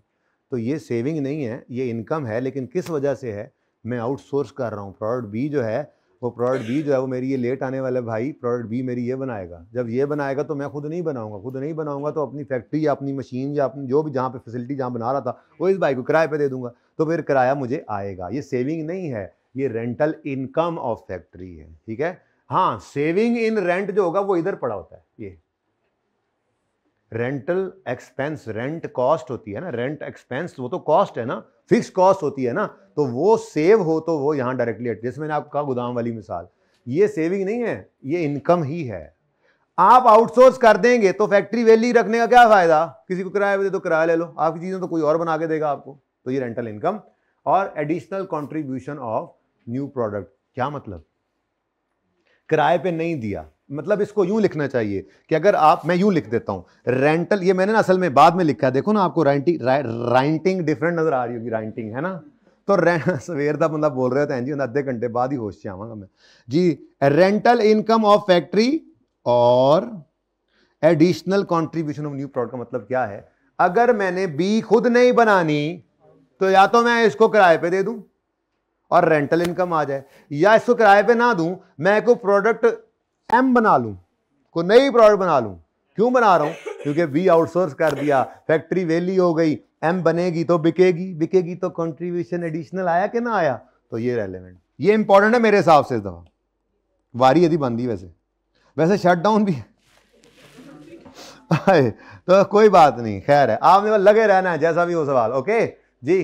तो अगर मेक और बाय डिसीजन आए तो आपने कहना है जी हम, देखो इसको नाम, इस मैंने कहा ना, इसको याद रख लो ना, आउटसोर्सिंग को, तो ये फॉर्मेट आपके, वरना कोई भी फॉर्मेट हो सकता है, लेकिन आप एक ही रखें ना, आप जैसे सवाल किए वही रखें। सवाल तो 10 तरतीबों से हो सकता है, लेकिन आप हर सवाल अलग अलग तरतीब से करें तो फिर आपने कर ली तैयारी, फिर आपको यही जिंदगी में मसला रहेगा, डिसीजन मेकिंग बड़ी परेशान करती है, हर सवाल तो अलग होता है। हमने इसी चीज को तो कोशिश की थी कि निकाल दें, जब डिफरेंट तरीकों से सवाल हो सकते हैं तो कोशिश करके हमने बस यही किया था कि 95% क्वेश्चन, मैं 100 नहीं कहता, 95% क्वेश्चन जो हैं वो हम एक ही तरह से करते रहे तो थोड़ी सी सहूलत हो गई ना। तो अब सहूलत को क्यों खराब करते हो एंड पे आके? तो आउटसोर्सिंग के नाम देखो, आउटसोर्सिंग का मतलब आपने आउटसोर्स कर दिया। अगर आपने आउटसोर्स कर दिया तो अब बनाने की कॉस्ट सारी बच जाएंगी, सेविंग इन ये वाली कॉस्ट, और 2 इनकम्स भी आ सकती हैं एंड पे आके। ये एंड पे मैंने लिखा था, ठीक है ना। ऊपर वाली सारी कॉस्ट सेविंग्स थी, और ये जो एंड पे आई है तो तनु की डेथ पे गई, ये कॉस्ट सेविंग्स है सारी, saving in saving in saving in saving in saving in, और ये क्या है, ठीक है। लेकिन आउटसोर्स करोगे तो भाईजान खरीदोगे नहीं फिर उसे, जिससे बनवाओगे उसको पैसे नहीं दोगे। मोबाइल देख लिया तुमने, अच्छा जिसको दिखा जिससे बनवाओगे उसको पैसे नहीं दोगे, परचेज कॉस्ट भी पड़ेगी, ट्रांसपोर्टेशन भी पड़ेगी, कस्टम ड्यूटी वगैरह पड़ेगी, नॉन फंडेबल टैक्सेस आ गए, वही जो इन्वेंट्री की कॉस्ट के अंदर चीज़ें शामिल होनी चाहिए वही वाली कॉस्ट है। इंश्योरेंस इन ट्रांजिट आ गई, इंस्पेक्शन करनी पड़ सकती है, परचेज को एडमिनिस्टर करने के लिए एडमिन को रखना पड़ गया, वो कॉस्ट पड़ रही है। ये सारी कॉस्ट क्यों पड़ रही हैं? खुद बना नहीं रहे, खरीद रहे हैं, तो ये रेलेवेंट कॉस्ट आ गई आपकी। अब अगर इसका आंसर पॉजिटिव है, क्योंकि ये फॉर्मेट के पीछे भी एक वजह थी ना, आपको हमेशा से यही नजर आता है, अच्छा लगता है कि पॉजिटिव मीन्स हाँ ठीक है, तो इसलिए मैंने इसको ऊपर नहीं रखा था, इस ऊपर किसको रखे, सेविंग को रख लिया कि हम बनाएंगे नहीं तो सेविंग होगी, ठीक है। तो ये सेविंग ऊपर रख ली। अब आपके लिए फिर नॉर्मल था कि पॉजिटिव है तो okay, outsourcing is yes good, और अगर नहीं है तो माइनस है तो ना करो। तो पॉजिटिव रिजल्ट है तो एक्सेप्ट कर लो एक्सटर्नल बाइंग को, नहीं तो रिजेक्ट कर लो। एक्सेप्ट करोगे तो अदर फैक्टर्स हैं जो आपने नहीं पढ़ने, ठीक है, पढ़ लेना प्लीज, ठीक है। आउटसोर्सिंग के अदर सोर्सेज को मसला, relevant income of future are taken if no future data then assume past data is same for future। ये इस सवाल के लिए आपको बता रहा हूं। यहां पे हमने क्या लेना है, सेविंग्स लेनी है ना। अब हम डिसीजन मेकिंग करते किसके लिए? फ्यूचर के लिए, फ्यूचर के लिए। तो फ्यूचर वाली कॉस्ट लेनी चाहिए जो हमने सेव करनी है, कल को ना बनाए तो। लेकिन अगर सवाल के अंदर वो फ्यूचर की कॉस्ट का डेटा ना दे और पास वाली ही गिवन हो गई, इस पीरियड में ये किया था हमने, तो फिर नॉर्मल अजम्पशन, सवाल नहीं छड़ के आ जाना फ्यूचर कॉस्ट नहीं है, मैं डिसीजन मेकिंग नहीं करूंगा, क्योंकि डिसीजन मेकिंग में तो रेलेवेंट कॉस्ट आती हैं और वो फ्यूचर की कॉस्ट होती हैं। ये तो पास्ट कॉस्ट, संक कॉस्ट है। अल्लाह हाफिज एग्जामिनर, उन्हें भी कहना है अल्लाह हाफिज, दोबारा आना। तो कोई नहीं, कुछ तो करना है ना, डेटा गिवन होगा तो आपने उसी को ले लेना है फ्यूचर अज्यूम करके, ठीक है। और आपका बेस्ट फ्रेंड कंटिन्यू या शट डाउन, इसको ना बेटा आपने प्लीज जैसे करवाया वैसे करना है, ठीक है। तो ये किसी हद तक हो जाता है, ठीक है। बाकी मैंने तो जो सवाल आपको करवाए थे वो सारे सवाल ही आपसे हो गए थे, इसके अलावा कोई है नहीं। तो इसके अलावा वाले सवाल अगर पर्चे में आ गया तो फिर मेरा बैंक तो 5 पे चला जाएगा, तो आपके लिए वो 5वां सवाल होगा, मेरे बच्चों के लिए अगली बार वालों के लिए वो 5 सवाल बन जाएंगे। आप तो अगली बार होंगे नहीं ना इंशाल्लाह, ठीक है।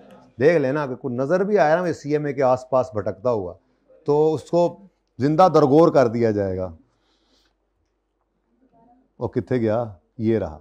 ये मैंने इसीलिए ये लिखा भी हुआ है, ये जैसे आपको समझाया था ना, ये देखो मैंने वही कॉपी पेस्ट करके थोड़ा एंड सेटिंग शूटिंग करके कुछ चीज़ें बढ़ा के, ताकि कुछ आपका चेंज ना हो। आप अपना पेज जब चैप्टर ओपन करेंगे ना तो आपको यही नजर आएगा। इसीलिए ये हैंड आउट एंड पे मिलने का फ़ायदा ये होगा कि अगर डिसीजन मेकिंग को देखना है तो किताब में से सारे फॉर्मेट्स ढूंढ के रजिस्टर में से देखने की बजाय, क्योंकि आपने तो इतनी जहमत की नहीं पूरे सेशन में, जिन्होंने कर लिया उनको सल्यूट है, इंशाल्लाह उनको इसकी ज़रूरत नहीं है, और पर्चा भी उनका खास के पास होगा। बाकी फिर भी ये मैं इसलिए भेज रहा हूँ कि थोड़ा जिनका रो के पास होना है, हो तो जाना ही है इंशाल्लाह सबका, उनको भी ज़रा मिल जाए चीज़ कि वो डिसीजन मेकिंग है।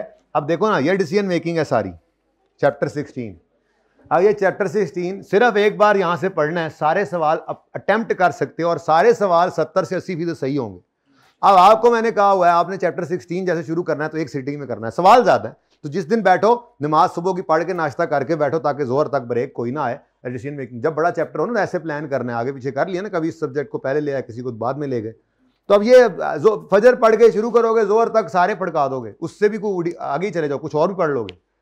अगर आप नियत करके बैठो तो 5-6 घंटे बहुत है इस चैप्टर के लिए, लेकिन आप उसके लिए क्या करोगे, आप सारे नोट्स खंगालोगे, देखना भी नहीं है नोट्स को, इसको देखना है, एक नजर इसको पढ़ना है 5 से 7 मिनट में। ये नहीं कि बैठ जाओ, मुझे तो कुछ याद ही नहीं है, रट्टे लग रहे हैं पागलों की तरह, घंटा उसी को देखी जा रहे हैं, सफे में आंखें पता नहीं कहाँ दिमाग है, 5 मिनट में इसको देखना है, इसको तय करके रखना है और सवालों को शुरू कर देना है और जैसे कहा वैसे करना है। मार्क्स इंटू 1.8 विदाउट सोल्यूशन देखे और एंड पे जाके फिर अपने रजिस्टर वाला सोल्यूशन देखना है। वो अगर 80% सही है ना, बस ठीक है, जो गलती है वो देख लो, दोबारा करने की जरूरत नहीं है, आगे चलो। वो बहुत बड़ी गलती नहीं है तो गलती भी नजर आ गई, फिर कोई बात नहीं, अगली बार या फिर एंड पे देखो टाइम बच गया, सारे सवाल किए थे यार, फलां में गलती आई थी, चलो आप एक दफा दोबारा कर लूँ, या अगली रिवीजन के अंदर वो दोबारा हो जाएगा। तो 80-90% सवाल आपके इंशाल्लाह सारे सही होंगे, बाकी दोबारा फिर नहीं करना, बस देखना है, गलती आइडेंटिफाई करनी और आगे चल पड़ना, एक सीटिंग में सवाल करने करोगे ना इंशाल्लाह। तो शट डाउन की तरफ जा रही है आज की क्लास हमारी।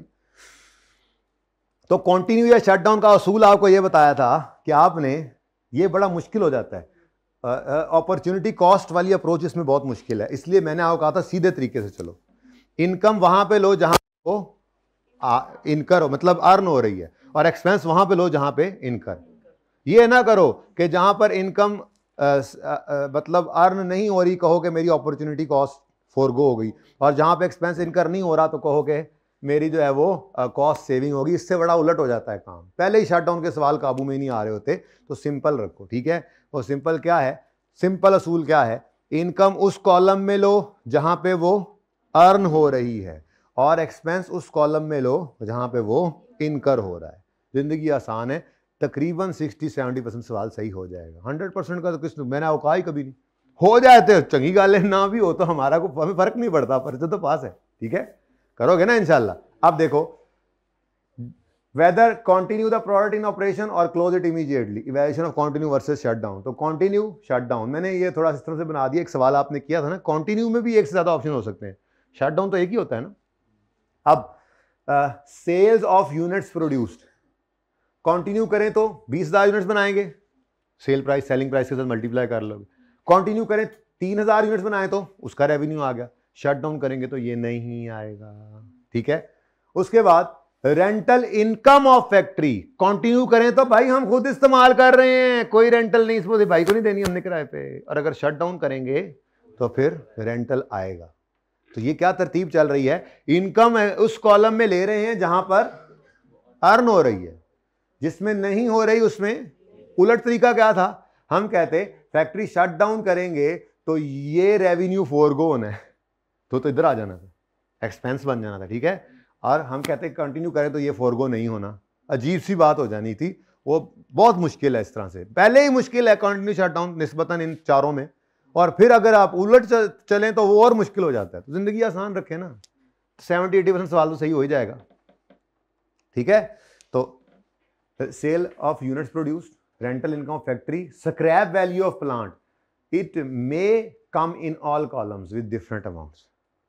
क्या लिखा हुआ है, it may come in all columns with different, क्या मतलब भाई आज मेरे एसेट की वैल्यू लाख रुपए है, मैं अभी शट डाउन कर दूं तो ये लाख मुझे मिल जाएंगे, यहां पे लाख आ गया, लेकिन अगर मैं कंटिन्यू करूं तो मुझे 3,000 यूनिट्स बनाने के पर, जब 3,000 यूनिट्स बना लेगा ये मेरा प्लांट, तो इसकी, बल्कि यूं करें 2,000 बनाएगा तो इसकी वैल्यू कुछ कम होकर 70,000 रह जाएगी, तो यहाँ पे 70,000 ले लो, ठीक है। और अगर और चला लो 3,000 तो ये 60,000 रह जाएगी, तो यहाँ पे 60,000।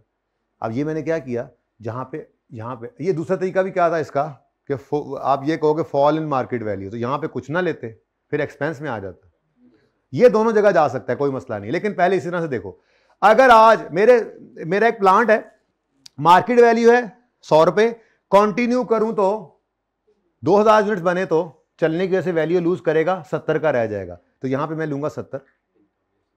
अगर 3,000 यूनिट्स लाएं तो 60 रह जाएगी इसकी वैल्यू, और चल गया यहां पे 60 ले लो, और अगर शट डाउन कर दें तो 100 का 100 मिलेगा, यहां 100 लेने। अब ये क्या किया मैंने, जहां पर ये इनकम आनी है उस कॉलम में ले ली, इधर लाख आना है, इधर 60 आना है, इधर 70 आना है। दूसरा तरीका क्या है, दूसरा तरीका यह है कि मैं फॉल इन मार्केट वैल्यू ले लूं, मैं कहूंगा लाख इस वक्त है, अगर 2,000 यूनिट्स बनाऊं तो कितना 30,000 फॉल करेगा, तो एक्सपेंस में 30,000 ले लो, यहां 40 ले लो, यहां कुछ ना लो, ठीक है। तो ये जो मर्जी, इसको जो मर्जी कर लो, मेरी तरफ से आपको इजाजत है, लेकिन कुछ एक करना, हाँ दो में ना कर लेना, ठीक है ना, कोई एक करना। लेकिन आसान बात जो पक्की रह जाए वो यही है कि जिस कॉलम में इनकम, मुझे लगता है मैंने ये वाला इस तरीके से नहीं कराया था, ये इस तरीके से कराया था, इसलिए मैंने कहा दोनों तरीके कबूल है, ठीक है, कोई मसला नहीं। आप क्या करो, इनकम इतनी लाख आनी है, 70-60 लाख आएगा, जिसमें आना है उसमें लिख दिया, या 40 नहीं 30-40 सिफर फोरगो होगा, सादी बात, फॉल नहीं होगा, ठीक है ना, फॉल इन मार्केट वैल्यू ले सकते हैं आप, ठीक है, तो जो लें एक तरफ ले लें, लेकिन ये ऑप्शन है, बाकी इनके तो अंदर बाकियों के अंदर कोई गुंजाइश नहीं है आपको, ठीक है। अच्छा, मटेरियल कॉस्ट कंटिन्यू करेंगे तो होगी शटडाउन में, नहीं। लेबर कॉस्ट कंटिन्यू करेंगे तो होगी शटडाउन में, तो नहीं। Variable overheads, attributable fixed overheads, सारी बातें वैसे ही हैं, ठीक है। वेरिएबल सेलिंग एडमिन कंटिन्यू करेंगे तो हैं, शटडाउन करेंगे तो नहीं है। Attributable fix selling fix expenses जब भी एट्रीब्यूटेबल है तो डिसीजन मेकिंग में आएंगे, ठीक है ना। रेलेवेंट कॉस्टिंग ऐसे तो नहीं पहले पढ़ाया जाता, रेलेवेंट इनकम्स, रेलेवेंट एक्सपेंसेस, तो रेलेवेंट फिक्स्ड ओवरहेड्स रेलेवेंट ही तब है जब एट्रीब्यूटेबल हो, एडिशनल हो, इंक्रीमेंटल हो, ठीक है। अच्छा, तो attributable fix selling admin, non current assets relevant cost आ सकती है। रिडंडेंसी कॉस्ट इनमें कोई नहीं, कंटिन्यू करेंगे, रिडंडेंसी का मतलब होता है रिडंडेंट, फारिग करने की कॉस्ट, तो कंटिन्यू करें तो कोई कॉस्ट नहीं है, शट डाउन करें तो। अच्छा, अब इस तरतीब पे चले ना तो इस कॉलम में बहुत कम चीजें आती हैं, नॉर्मली रेंटल ऑफ फैक्ट्री आ जाता है और रिडंडेंसी कॉस्ट आ जाता है। और अगर आपने फॉल इन मार्केट वैल्यू वाला पॉइंट नहीं लिया बल्कि मार्केट वैल्यू को ले लिया है, जितनी जितनी आनी है, तो वो तीसरी चीज यहाँ पे आ सकती है, यहाँ पे बहुत कम चीजें आती हैं। तो अप्रोच क्या है, दो तरीके थे, मैंने कहा रिकॉर्ड करो बेनिफिट या इनकम को जिस कॉलम में वो अकर हो रहा है। रेंटल इनकम शट डाउन करेंगे तो आएगी, कंटिन्यू करेंगे तो। या दूसरा तरीका क्या है, अपॉर्चुनिटी कॉस्ट रिकॉर्ड करो, कंटिन्यू करेंगे तो ये रेंट फोरगो हो जाएगा, शट डाउन करेंगे तो नहीं होगा। ये दोनों अप्रोचेस सही हैं। मैंने आपको क्या कहा था, ये ना करना, ये करो। अब मसला तब आता है जब बच्चा दोनों तरह से सोचने लग जाता है, मतलब अब वो बच्चे को सोचो ना, उस बच्चे को सोचो कि जो शट डाउन में ये रेंटल इनकम ले रहा होगा और कंटिन्यू में ये फोरगोन ले रहा होगा, तो क्या कर रहा है, पागल है वो क्या। तो दो डबल सोचने लग जाते हैं। इसलिए जिंदगी सुकून में रखें, इनकम उस कॉलम में लें जहां वो अर्न हुई, और ऐसे ही एक्सपेंस उस कॉलम में लें जहां वो अकर हो रहा है, यानी कि इनकर हो रहा है। Record expense in the column in which it is occurring, मतलब फिक्स कॉस्ट कंटिन्यू करें तो ये फिक्स एट्रीब्यूटेबल कॉस्ट हमें पड़ती है, शट डाउन करें तो ये नहीं पड़ेगी, एट्रीब्यूटेबल ही होती है, ठीक है।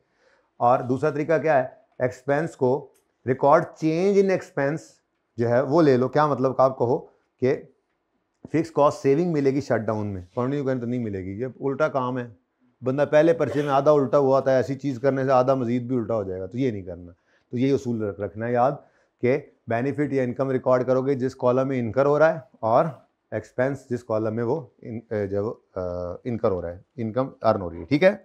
रिकमेंडेशन में क्या करना है, जो इनमें सबसे हाईएस्ट पॉजिटिव हो या लोएस्ट नेगेटिव हो, एक लोएस्ट नेगेटिव भी आया था सवाल, ठीक है ना, इनमें सबसे हाईएस्ट वाला पॉजिटिव वो रेकमेंडेड है।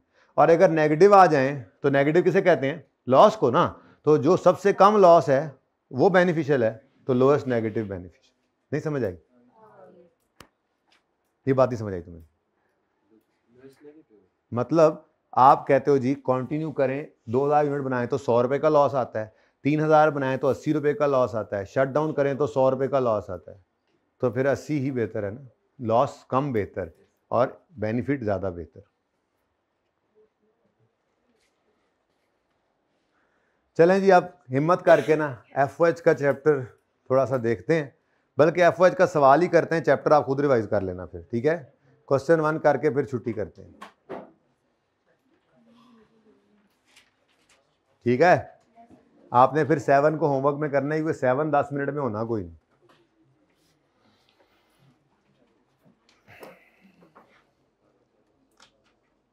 अब देखो FOH मैंने रिवीजन में भी नहीं डाला हुआ, FOH जैसा चैप्टर रिवीजन कोई नहीं कराता, target costing, FOH, marginal absorption, लेकिन जब सवाल आ गए हैं तो उसमें जितना हो जाए वो रिवाइज ही है बस, ठीक है ना।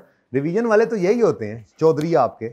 अभी कौन कौन से चौधरी रहते हैं जरा देख लो जो हमने रिवाइज करने हैं। देखो इन्वेंट्री मैनेजमेंट है, ये आपको रिवाइज कराऊंगा, ऐसे ही फिर सवाल करेंगे। CVP एनालिसिस है, उसके बाद स्टैंडर्ड कॉस्टिंग है। तो ये 3 टॉपिक्स अभी जो रिवीजन वाले मेरी तरफ से इस तरह वाली रिवीजन वाले रहते हैं। बाकी जो पर्चे में आए पड़े हैं वो तो अब मेरी मजबूरी है कि मैंने सवाल करवाने हैं, तो वो भी रिवाइज हो ही जाएंगे थोड़े बहुत, ठीक है जी। अब FOH मेरे पास कोई नहीं है, माजरत के साथ मैं FOH के चैप्टर में जाता हूँ। जो आपको कभी पढ़ाया था? ये वाकई बचपन था आपका। कहानी कुछ यहां से शुरू हुई थी, यहां से कि factory production overheads common expenses होते हैं, एब्जॉर्प्शन कॉस्टिंग सिस्टम में इनको एब्जॉर्ब करवाया जाता है, single rate system, departmental rate system और एक्टिविटी बेस्ड रेट सिस्टम।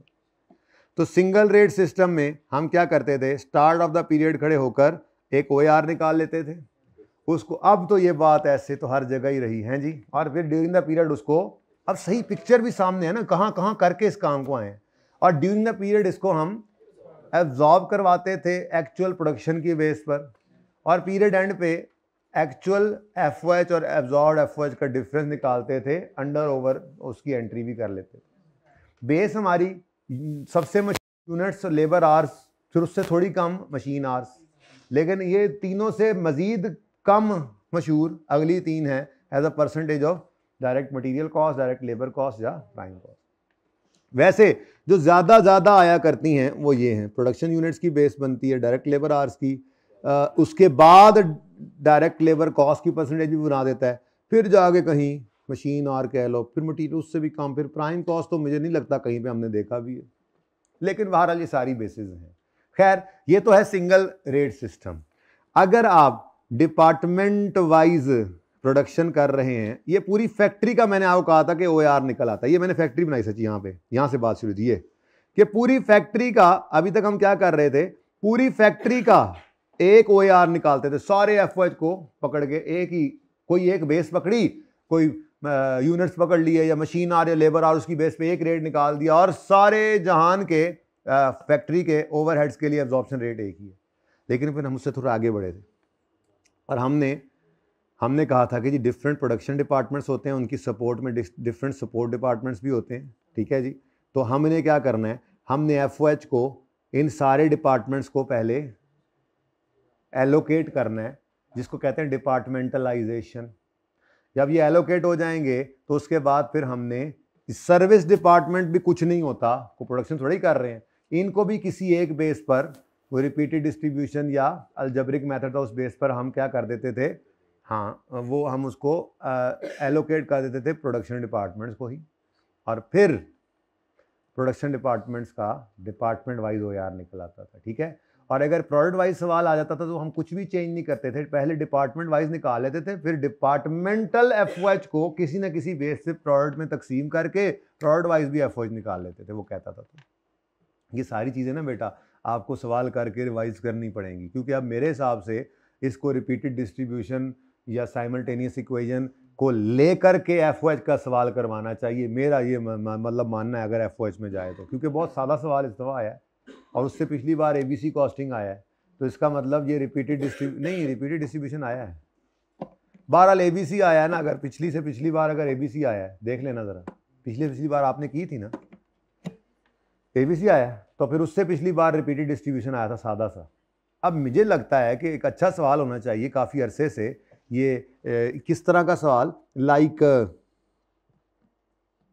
मैं बताता हूँ, लाइक अल्फ़ा अच्छा सवाल था, ये कौन सा है, ये भी कोई इस लेवल के नहीं, मज़े का है ना ये कोई इतने मज़े के सवाल नहीं, यहाँ से शुरू होते हैं सवाल ऐसे ज़रा, एल्फ़ा भी नहीं, ये जायका टाइप सवाल हो गए, ये हाईवे वाला हो गया, ये कैलिफोर्निया हो गया, ये देखो ना, अब ये बड़े बड़े सवाल हैं, 10-12 नंबर के, 14 नंबर के, ये सवाल जो है ना, ये सवाल है, ये असल सवाल है कि अब मेरा ये मानना है कि इस तरह का सवाल ये आया हुआ है, देखो तो ये मेरे ख्याल में उन्होंने कहा था रिपीटेड डिस्ट्रीब्यूशन से, ये स्प्रिंग 24 में।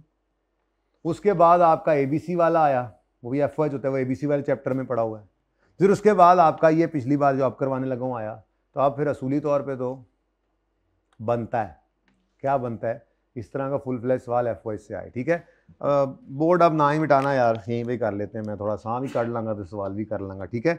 अच्छा, इसमें रिवाइज क्या कराने आया था, बातें और तरफ चली गई, रिवाइज ये कराने आया था, अगर आप अपना सवाल देखें ना जी, तो सवाल के अंदर उसने क्या कहा है कि डिटरमिन करो FOH rate per machine hour for each machine if budgeted production for next quarter is 1200 units of A and 800 of B। यानी आपने OAR निकालना है और निकालना है पर मशीन आर, ठीक है। अब आगे आकर देखते हो तो कहता है फैक्ट्री हैज 3 डिपार्टमेंट्स की जगह मशीन्स। ऐसे 2-3 सवाल हमने किए थे, वो डिपार्टमेंट ही बन जाते। मैंने कहा था मशीन बन गई, समझो डिपार्टमेंट ही है। तो a factory has 3 machines and produces 2 products A and B, ठीक है। The following information is available in this respect. इसके अदब में ये इंफॉर्मेशन अवेलेबल है। Respect operators required per machine, हर मशीन पर, मशीन 1 पर, हर मशीन 1 पर 2 ऑपरेटर आपको चाहिए। हर मशीन मतलब मशीन 1 पे 2 ऑपरेटर्स चाहिए जो इसको चलाते हैं। मशीन 2 ज़रा बड़ी है, उस पर 3, मशीन 3 और बड़ी है, उस पर 4 ऑपरेटर चाहिए। और मशीन आवर्स पर यूनिट इतने लगते हैं, पर A पर B, पर बड़े लगे ने, इस सवाल में पर ही लगे ने बस, ठीक है। 0.7 मशीन आवर्स पर A, तो मशीन A के A पर कितने, मशीन 1 के A पर कितने यूनिट्स कितने आवर्स लगेंगे, 1200 × 7 करोगे तो मिल जाएगा। मशीन A के प्रोडक्ट B पर कितने आवर्स लगेंगे, तो इसको मल्टीप्लाई करोगे तो यहाँ से हमें क्या मिल रहा है, यहाँ से हमें मिलेंगे टोटल आवर्स मशीन 1 ने जो काम किया। बात समझ आती? मशीन 1 ने टोटल, तो कह रहा है अगले क्वार्टर का, वो क्वार्टर का ही रेट कह रहा है मशीन का। आप फैक्ट्री ओवरहेड रेट निकालो पर मशीन आवर, अगर अगले बजटेड प्रोडक्शन जो नेक्स्ट क्वार्टर की इतने हैं, और आगे वो क्या कह रहा है बजट ओवरहेड नेक्स्ट क्वार्टर के, यानी कि क्वार्टरली डेटा गिवन है। तो अगले क्वार्टर के अंदर कितने घंटे मशीन ने चलना है, तो वो कह रहा है जी 0.7 आवर एक A पर लगता है मशीन का, और 0.2 आवर एक B पर लगता है। तो इसका मतलब 0.7 × 12 प्लस 0.2 × 800 करें तो यहां से आपके पास टोटल मशीन आवर्स निकल आएंगे जो A ने अगले क्वार्टर में करना है काम। और बोलो, ऐसे ही मशीन 2 है, मशीन 3 है, लेकिन ये तो मशीनी घंटे निकलेंगे ना। अब हर मशीन के ऊपर ऑपरेटर कितने कितने चाहिए। हाँ, तो अगर मिसाल के तौर पे मशीन 1 के घंटे टोटल निकले ना 500, तो ये 2 से मल्टीप्लाई होके ऑपरेटर के 1000 घंटे बन जाएंगे। जो मजदूर हैं यानी लेबर आवर्स कैसे बन गए, 200 डबल कैसे हो गए, एक मशीन पे 2 बंदे खड़े। ऐसे ही B के लिए जो आवर्स निकलेंगे मशीन के, उसको 3 गुना करना पड़ेगा, क्योंकि उस पर 3 मजदूर साथ, एक मशीन चलती है 3 मजदूर साथ चलते हैं। चौथी मशीन 3 पर 4 मजदूर चलते हैं, ठीक है। बात समझ आ रही है? चले, लेकिन ये पता लग गया कि ये सिंगल OAR की तरफ नहीं जा रहा। सिंगल OAR के 2 ही सवाल हमने देखे थे, वो स्टार्ट में, एक ज़िया और एक वीनस के, पता नहीं इस तरह से। उसके बाद डिपार्टमेंटलाइजेशन शुरू ही हो गई। तो डिपार्टमेंटलाइजेशन में क्या करते थे हम, मैं ज़रा को फॉर्मेट दिखाना चाह रहा हूं आपको।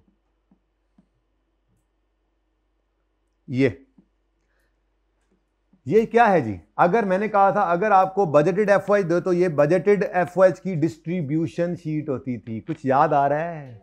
सिर्फ आपने सवाल करने हैं जो रिवीजन प्लान में, बस आप वो सवाल एक बार कर लोगे। एक सिटिंग में FOH 5 घंटे में आपने बैठ के कर लिया, तो ये FOH का कोई भी सवाल आपके सामने टिकने वाला नहीं है। आप खुद सोचो जब आप करते थे तो किस लेवल का था। अब आज बैठ के एकदम से कहो आप ये सवाल मेरे दिमाग में क्यों नहीं आ रहा, तो भाई साहब अब ऐसे ना करो। 4 महीने पहले आपने इस चैप्टर को किया था, इसकी बुनियादें तो आपके पास मौजूद रही कि FOH स्टार्ट पे एब्जॉर्प्शन रेट निकलता है, लेकिन प्रॉपर जो FOH का सवाल है वो उसकी रिवीजन से ही आपके सामने आएगा ना। तो टोटल 5 घंटे या 5 घंटे भी ज्यादा ही कह रहा हूं आपके, एक बार लगने हैं इस पे, उसके बाद ये पानी की तरह रवां होगा, पानी से ही रवानी होगी इसमें, ठीक है। सही है, लेकिन अभी भी इंशाल्लाह ये मैंने बेसिकली, अब यही मसला है मेरे पास डिपार्टमेंट्स हैं। ये सवाल इस तरह का था, मशीन ABC देख लेना कहीं पे, मशीन 1 2 3 इस तरह के 2-3 सवाल आए थे। डिपार्टमेंट की बजाय वो मशीन बोल देता था, तो मैंने कहा था डिपार्टमेंट ही होते हैं, समझो एक मशीन इधर लगी है दूसरी मशीन उधर, मुख्तलिफ किस्म की मशीनें होती हैं। कोई कटिंग मशीन होगी, कोई असेंबलिंग मशीन होगी, कोई पता नहीं कौन सी होगी, ठीक है। तो डिपार्टमेंटल FOH डिस्ट्रीब्यूशन शीट बनानी है। अगर हमें उसने एक्चुअल FOH दिए हो तो एक्चुअल की बना लेंगे, करते थे। बजट दी हुई है तो बजट बना लेंगे। इसका फॉर्मेट देखो, FOH एक्सपेंसेस लेते थे, बेस लेते थे, टोटल लेते थे, और फिर उसको किसी न किसी वो जो बेस दी हुई है रीजनेबल बेस की बुनियाद पर हम उसको बांटते थे, ठीक है। अब मेरा सवाल बहुत छोटा है, ठीक है। ये तो बहुत बड़े बड़े लहीम शहीम सवाल हमने किए हुए थे, ये सवाल बहुत छोटा है। चेक करो जरा, ये तो तीनों मशीनें आ गई ना। अब यहां से आपको क्या मिला अभी तक, यहां से आपको मशीन आवर्स मिल जाएंगे। यहां से क्या मिलेंगे जी, टोटल मशीन आवर, A ने कितना काम किया, B ने कितना किया, इन यूनिट्स की बेस पर ना। अगली चीज, ऊपर नंबर ऑफ ऑपरेटर्स से मल्टीप्लाई करेंगे तो आपके पास लेबर आवर्स या ऑपरेटर आवर्स जो भी कह लें वो आ जाएंगे, ठीक है। और उसके बाद एक तीसरी चीज भी अवेलेबल है यहाँ पे, इलेक्ट्रिसिटी कंज्यूम्ड पर मशीन आवर, वही मशीन आवर जो निकले हुए हैं, हर मशीनी घंटे पर कितने किलोवाट बिजली खा लेती है मशीन, ये तो किलोवाट आवर आ गया। ठीक है जी, और सही है। तो ये कुछ डेटा है आपके पास। अब आते हैं सवाल की तरफ, अभी तक सवाल नहीं था, सवाल की तरफ आते हैं। Budgeted what talk is budgeted overheads for the next quarter are 7192 million, which include electricity and power cost amounting to 2.19 million. अब 7.192 में इतनी 2.192 जो है 2.912 सॉरी, ये क्या पड़ी हुई है, इलेक्ट्रिसिटी कॉस्ट, सही है। तो बाकी फिर अदर ओवरहेड्स होंगे, जिनके बारे में क्या कह रहा है, all other overheads other than electricity and power are allocated on the basis of, तो फिर इलेक्ट्रिसिटी किस बेस पर होगी, किलोवाट आवर्स की बेस पर। टेबल बना हुआ है नोट्स के अंदर, कभी पढ़ा हो जिंदगी में नोट्स को, तो टेबल बनाया था, पढ़ाया था वहां से कि कौन सी बेस रीजनेबल है। तो बिजली के लिए बड़ी, मैंने कहा था बड़ी पावर वाली बिजली, जो ये पावर यूज कर, जो बड़ी फैक्ट्री के अंदर लगी हुई मशीनें होती हैं, उनके लिए सबसे मुनासिब बेस कौन सी है, किलोवाट आवर्स। कभी नोट्स खोलो तो पता लगे ना, खोलूं ओपन करूं या पता है, याद है ना, कैसे याद हो, छुट्टी के टाइम नजदीक हो तो वैसे ही सब याद होता है। अब जरा जल्दी से मैं यहाँ पे बनाने लगा हूँ अपनी FOH की डिस्ट्रीब्यूशन शीट, ठीक है। तो FOH एक्सपेंसेस मैं यहाँ पे उनका नाम लिख लूँगा, उसके बाद कोई बेस बना देंगे, एक मुनासिब बेस उसने बताई हुई है वैसे। टोटल तो चुगे जो थे 2 एक्सपेंसेस ने, तो बेस आ जाएगी। उसके बाद टोटल 1000 में करेंगे, ठीक है, टोटल रुपीज इन 1000 कर लेंगे। उसके बाद मशीनें कितनी हैं जी, 3 हैं, तो A B जी काम है कोई 15 मिनट, अच्छा जी।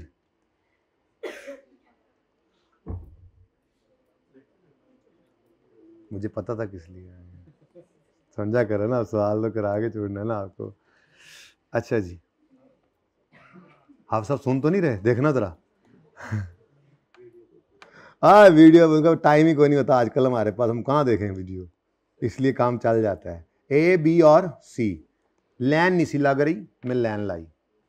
अच्छा जी, अब वैसे सोल्यूशन मौजूद है, लेकिन अब क्या बचा है सोल्यूशन का, 5 मिनट में सवाल हो जाना है। सर को मैंने एहतियातन 15 मिनट बोला है, ये भी ना असल में अब थक गया बेचारा, सुबह से चल रहा है।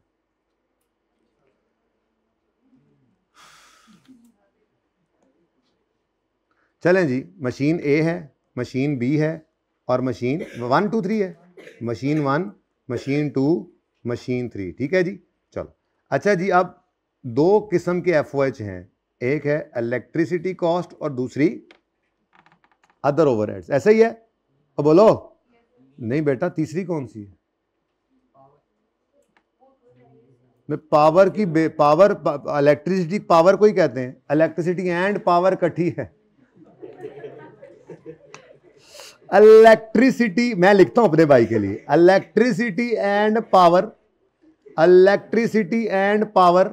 देखें जी, सवाल ने खुद बताया 29,000 में करेंगे, 2912।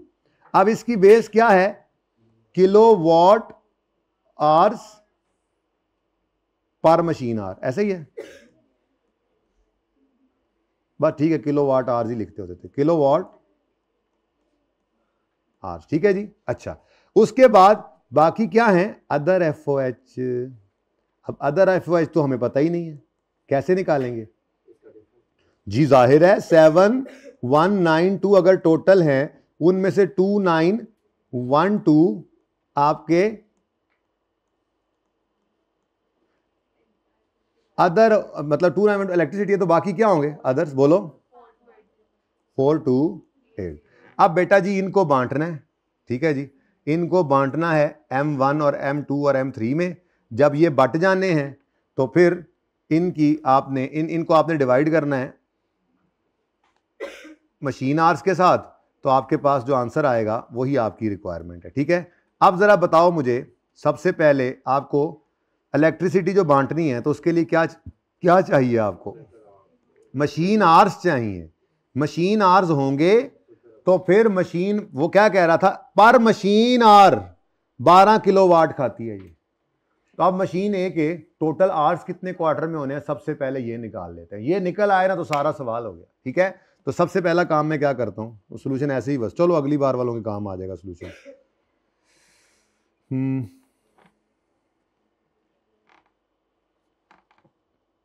क्या कुछ ओपन है, जरा कुछ कट कर लीजिए, कुछ है ही नहीं ओपन वैसे खास। चलें जी, वर्किंग वन, मुझे चाहिए क्या, मशीन आवर्स। मैं एक ही वर्किंग करता हूँ, मशीन आवर्स। अब मशीन आवर्स के लिए फॉर्मूला लिख रहा हूँ, देखना ज़रा, मशीन आवर्स के लिए फॉर्मूला लिख रहा हूँ 0.7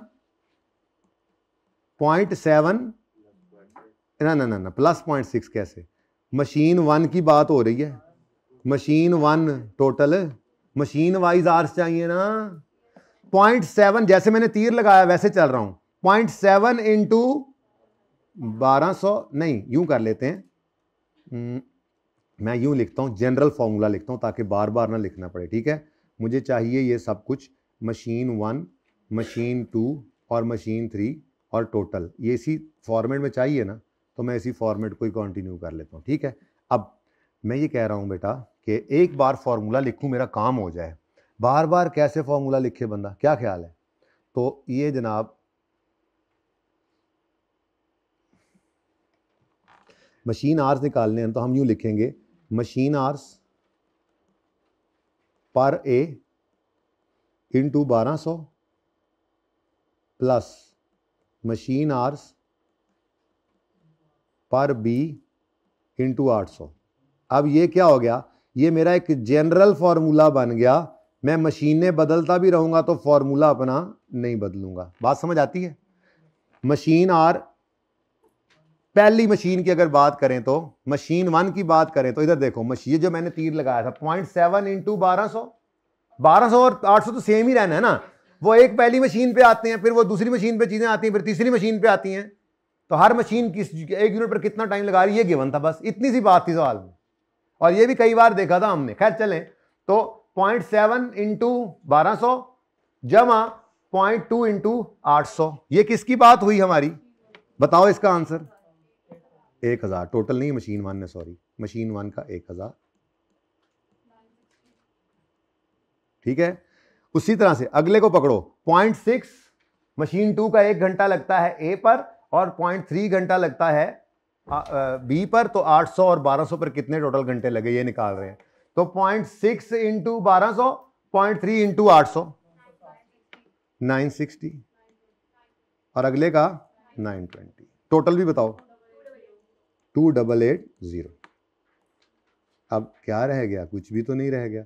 इलेक्ट्रिसिटी तो आराम से निकल सकती है क्योंकि मशीन आवर्स आ गए ना। अब मैं किलोवाट आवर्स निकाल सकता हूं। कैसे किलोवाट आवर निकालूंगा जी, ये देख लो, सुकून से यहीं पर लिखो, machine hours, total machine hours,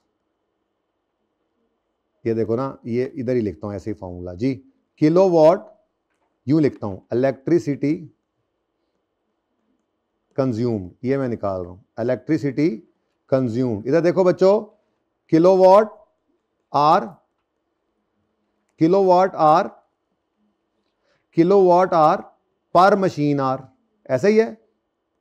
और बोलो जो उसने बताया, इनटू मशीन आवर्स टोटल। अब मशीन आवर्स हमारे पास मौजूद हैं 1000, 960 और 920। मशीन ए 1 घंटे के 12 किलोवाट 12 किलोवाट अगर खा जाती है, 12 किलोवाट, तो 1000 घंटों के कितने खाएगी फिर? सिंपल 12000। ठीक है जी। ऐसे ही मशीन टू अगर 1 घंटे में 15 किलोवाट आवर्स, 15 वाट खाती है, यूं कह लो 15 किलोवाट खाती है, 1 घंटे में 15 किलोवाट खाती है, तो अगले क्वार्टर में कितने घंटे चली? 960, तो इंटू 15 करो। मशीन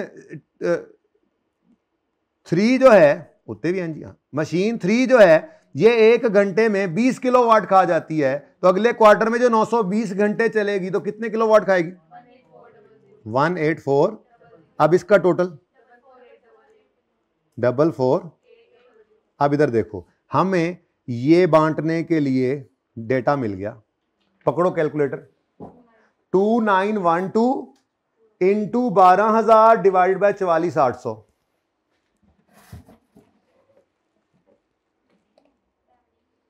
780 एग्जैक्ट आया। नेक्स्ट फिर पकड़ो 2912, ये कॉस्ट है जिसको बांटना है। 2912 किस बेस पे बांटना है? इलेक्ट्रिसिटी कंज्यूम की, किलोवाट आवर की बेस पे, ठीक है। तो 2912 into 14,400 divide by 44,800, 930। 2912 into 18400 divide by 44800, 11। बस चलो बट गया सारा। अब बाकी ओवरहेड्स के लिए क्या चाहिए? लेबर आवर्स कह लो या ऑपरेटर आवर्स कह लो, उसने लफ्ज ऑपरेटर आवर्स यूज किया है तो हम भी ऑपरेटर आवर्स ही लिख देते हैं। क्या ख्याल है? लेबर आवर्स ही हैं, लेबर आवर्स ही हैं, लेबर आवर्स ही हैं, बट उसने क्या कहा है? ऑपरेटर आवर्स, ठीक है। यानी वो लेबर नहीं कह रहा, उनको ऑपरेटर कह रहा है। अच्छा नहीं लगता होगा ना उनको, लोगों को, ठीक है। तो ऑपरेटर आवर्स।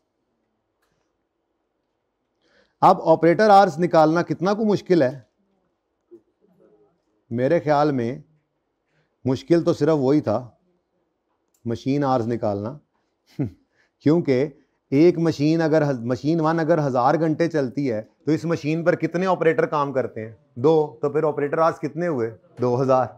मशीन बी ने अगर, मशीन 2 ने अगर, इतने बी इतने 2 ही मैंने मिक्स हुए, मशीन 2 अगर अगले क्वार्टर में 960 घंटे चलेगी तो एक मशीन 2 पर कितने ऑपरेटर खड़े होंगे? तो 960 इंटू 3 ये ऑपरेटर आवर्स आ गए। ऐसे ही मशीन 4 के लिए, तो यहां पर भी हम फॉर्मूला यूं लिखते हैं। मुझे चाहिए क्या थे? ऑपरेटर आवर्स ना, ऑपरेटर आवर्स। ये वर्किंग का रेफरेंस दे लेना फिर बाद में, ये इधर वर्किंग का रेफरेंस दे देना, फिर ये इधर भी वर्किंग 1 ही कह दो, वर्किंग 1, और ये भी वर्किंग 1, ठीक है ना। तो जी ऑपरेटर आवर्स निकाल रहे हैं, तो हम कैसे निकाल रहे हैं जी? हम कह रहे हैं जी टोटल मशीन आवर्स,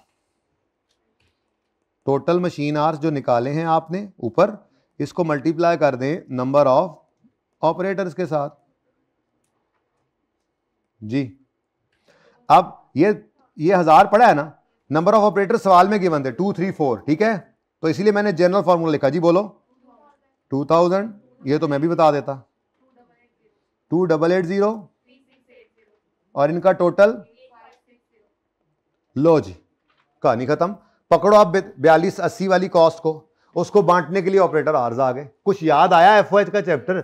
अच्छा जी, सवाल मुश्किल नहीं था, इसमें सिर्फ एक ही कसूर है आपका कि आपने एफओएच को कभी मुड़ के रिवाइज ही नहीं किया, क्योंकि गुजारा चल रहा था। आप समझते थे कि जहां जहां पे इस एफओएच के नाम का जिक्र आता है ये रिवीजन हो गई है। भाई उसमें जहां यूजेज है उस हिसाब से तो रिवीजन रही, लेकिन प्रॉपर सवाल एफओएच का, वो एफओएच का चैप्टर करके ही आना था आपको याद।